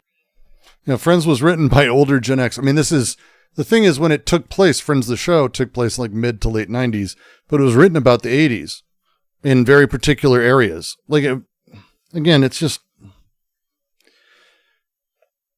tough. Like, I have a lot of empathy for Ole here because it is tough to find when you're talking about something complex like this. Like, you have to find a way to ground the idea in something your audience will grasp, especially if you're doing a 2-hour video on something. You have to find something tight that you personally are passionate about, but that you might be able to get the audience to understand that they're going to laugh about. Usually you want to find something that's uncomfortable for them to realize and then move through that. I've done this in a handful of my videos. I get it. This was not the right call. Lena Dunham's genuinely unlikable. Like, as a thing, I find her gross. Solo. It's not because she's fat. I actually thought she was attractive for quite a long time. It's very weird. They absolutely have that responsibility. This is simply me saying that there are and can be stories we're not in because we don't belong in them. And Girls is one of them. Have y'all ever seen the train wreck that was the bitches and girls? Excuse my French, but that's some white people shit. I'm sorry. And not like shameless white West advanced white trash shit, but maybe I could see a black character or 2 popping up, but white in a confusing, alt, unique way that I'd never before seen depicted in media and damn sure never seen in real life. And why? A lot of my woman friends, also white ones, by the way, also don't understand Girls and don't think of it that way. It's a very specific reality and class structure and thing that it's in. Black people are not a monolith. I just can't see no Girls. I just can't see it. So the world Lena created in Girls, one that was created based on the world she inhabits in her real life, made perfect sense being white, but people kicked Lena's back in when Girls premiered. So in response to the criticism, in season 2, Lena introduced a black character as Lena's love interest, the aforementioned black male Republican, Sandy, played by Donald Glover. And then people kicked Lena's back in even worse, complaining that the character was a token. Meanwhile, that's exactly what they asked for. Whether they realized it or not, that's what they were asking for when they demanded the all right, at this point, this feels like just a defense of Girls rather than talking about the nature of pretty or ugly.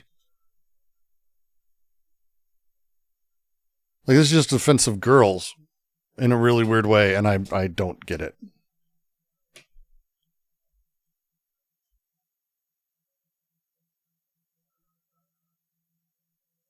Oh my God, the Lena Dunham section goes for another 20 minutes? Let's skip ahead a little.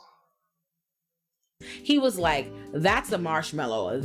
Mistreating someone because they're ugly or fat. He instead dismisses her feelings and tells her that if she wants to be beautiful or to fix the problem, she can just lose weight. And similarly, her friends tell her she could change her hair or the way she dresses or her makeup. What they're basically saying to her is, be attractive or don't be unattractive. All these people around her think she's ugly and they treat her like she's ugly. And they have no issue with a system of treating people like shit for being ugly. Lookism. In fact, they affirm this. I always thought it was funny because Lena Dunham in the show is not that heavy set. It's that she didn't have like a curvy body. Again, they literally filmed, if you haven't watched the scenes where she's nude, it's like filmed to be unsexy, and uncomfortable, which is, artificial because she's not that unsexy. Like you could film it so she'd be better and then it would be more commentary, as I said.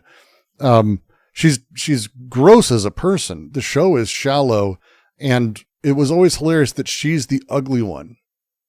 Like, she's the one who's so ugly, and it's like, if you're gonna make, I don't know. System, because they never condemn the system that mistreats her for being ugly. Instead, they tell her she's not ugly, and thus the system isn't hurting her. That's just her insecurity. But also that she just needs to change how she looks so the system doesn't hurt her anymore. Both things cannot be true, but that's the epistemic injustice experienced by ugly people, and it's a core element of both Lena Dunham's real life and Girls. And it's an injustice that was reaffirmed by the wild hostility the public had to Lena Dunham's portrayal of Hannah. The result of portraying Hannah in Girls for Lena Dunham was an endless assault on her looks by a society that then kept spinning around and calling her delusional and insecure when she acknowledged that they treated her like the ugly person they stayed telling her she was. Lena said that the comments about her body in Girls was, quote, a trauma all of its own. Reflecting on how the critiques of her body negatively impacted her, Lena Dunham said this: I'd always thought there was something crude or superficial about caring how people responded to me. So I tried really hard in my 20s to act as if I didn't notice. I thought I could receive all this input about what a hideous cow I was and also hold on to this feeling that I'm essentially, lovely. I wasn't hit with the signal that I was not correctly formed until the public really let me know. And the funny thing is, now I'm much curvier, bigger, or whatever than I was in my 20s. And it's wild to me that that body was the body everybody critiqued. The body of an anxious, emaciated, aching person. I don't understand choosing Lena Dunham here. She's such a repulsive person. There are so many things about her that are repulsive. Didn't she make a comment that she wished she could have an abortion so she could experience it? That she wished she had an abortion? Like,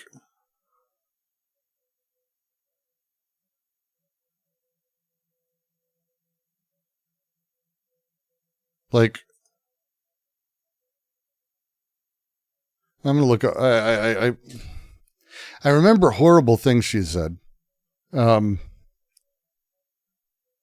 She tweeted once. Hey Maya. She tweeted once. There's that scary, uncool thought. I'm reading it now. Uncool thought to have: is that guy walking in the dark behind me a rapist? Oh no, never mind. He's Asian.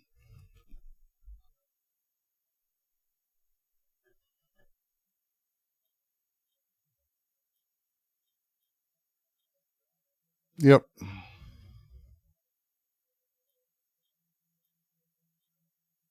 Ironically, guys, speaking out against Harvey Weinstein only makes you more sexually irresistible. Consensually, of course.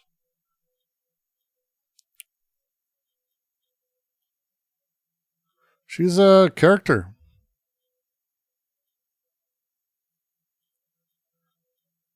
She's a character. And not for me.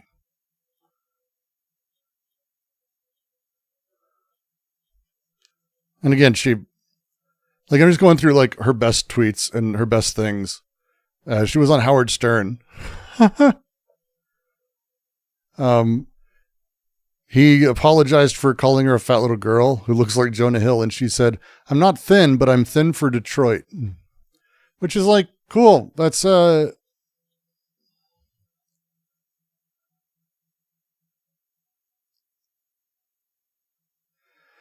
A reporter said to her, I saw someone call Judge Apatow obsessed. If obsessed means trying to bring justice to all these women who report being raped and drugged by Cosby, God bless him, bring on the obsession. And she said, it's like saying someone's obsessed with the Holocaust.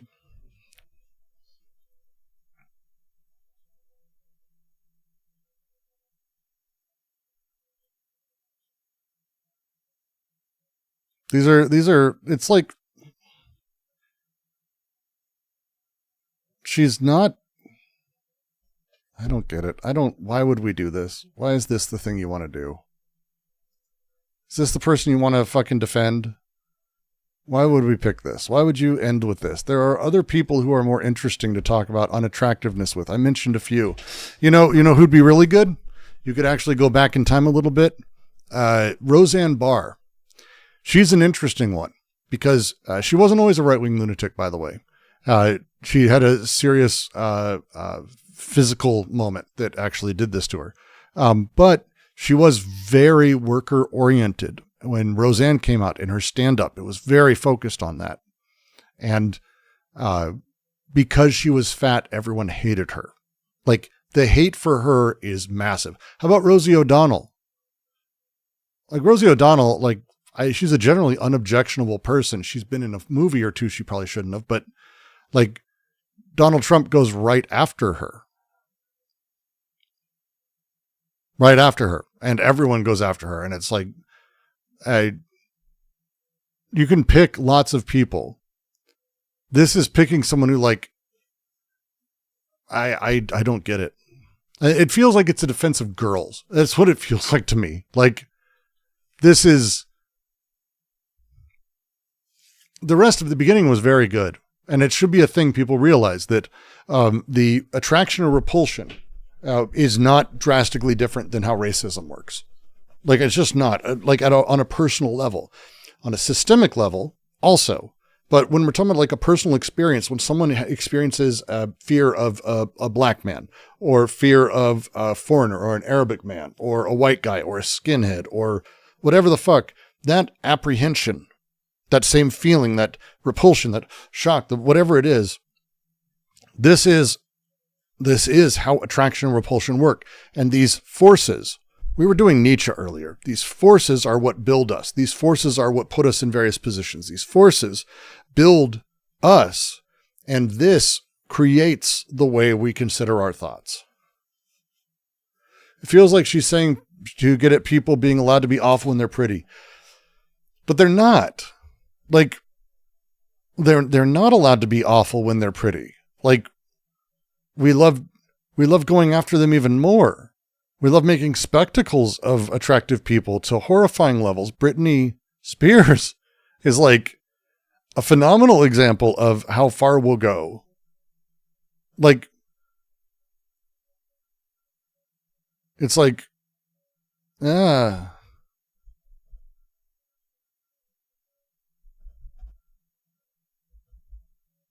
it's like,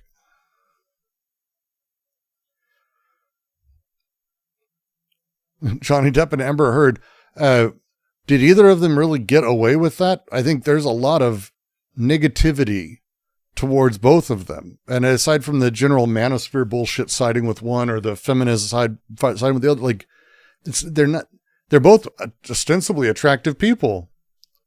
Like, I don't, pretty people get away with some stuff, but like Gwyneth Paltrow, people fucking hate. Like, they hate her. Is that because she's a woman? Well, she's not unattractive. Like, I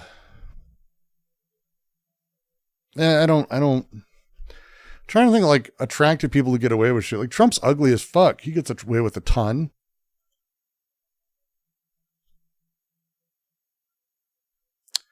Not following it. It was a great start though. And it was really interesting at the beginning, and it's tough. I mean, you're making a 2-hour video on ugliness. And again, the points end up becoming money goes a long way. Well, that's the other half that I would say. Again, Lena Dunham as a thing is a wealthy, exceptionally privileged, connected artist person. And it's like, that's not, people find her distasteful for a lot of reasons. The nudity in Girls was shot to be unsexy. Again, it's, these things are tricks in this way this stuff works to generate this controversy.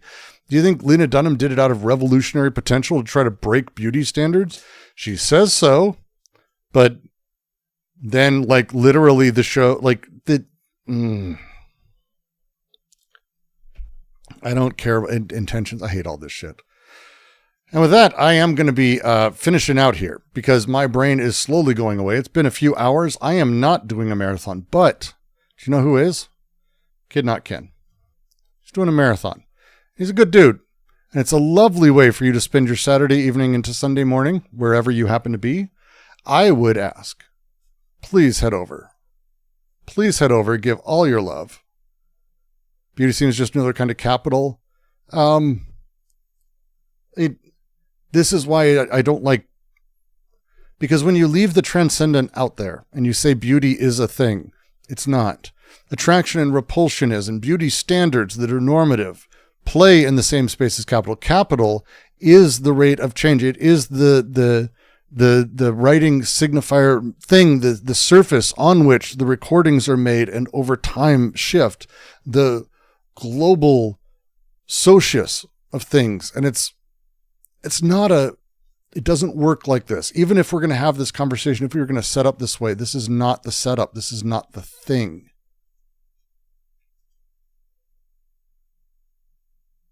It's not the thing. I'm going to send you over to Kid. This has been a blast. As always, I love all of you. Glad you're here. Please do head straight over and give Kid all the love in the world. If you want to join us live, we've got a bunch of readings. Tomorrow, we're starting our Deleuze Cinema Series reading, nice and early in the morning, if you'd like to join us. I'm going to try to stream it. Ben runs that one, so may or may not. We'll see. Tomorrow, if not, I'm also going to probably be streaming tomorrow.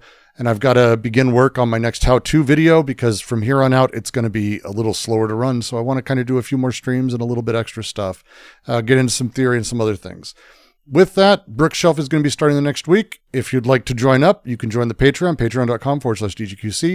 And if you join a higher tier, you actually get to pick a book that I will be reading and talking about on stream and go through and help you sort of build through. Because I have a lot of books on the Brookshelves behind me. And it's still my favorite name. I adore it. So we'll be going with that. And I'm jazzed and I cannot wait. Thank you very much. Genuinely, it's a highlight of my week. And I will see you all soon enough. Genuinely, it's a highlight of my week. And I will see you all soon enough.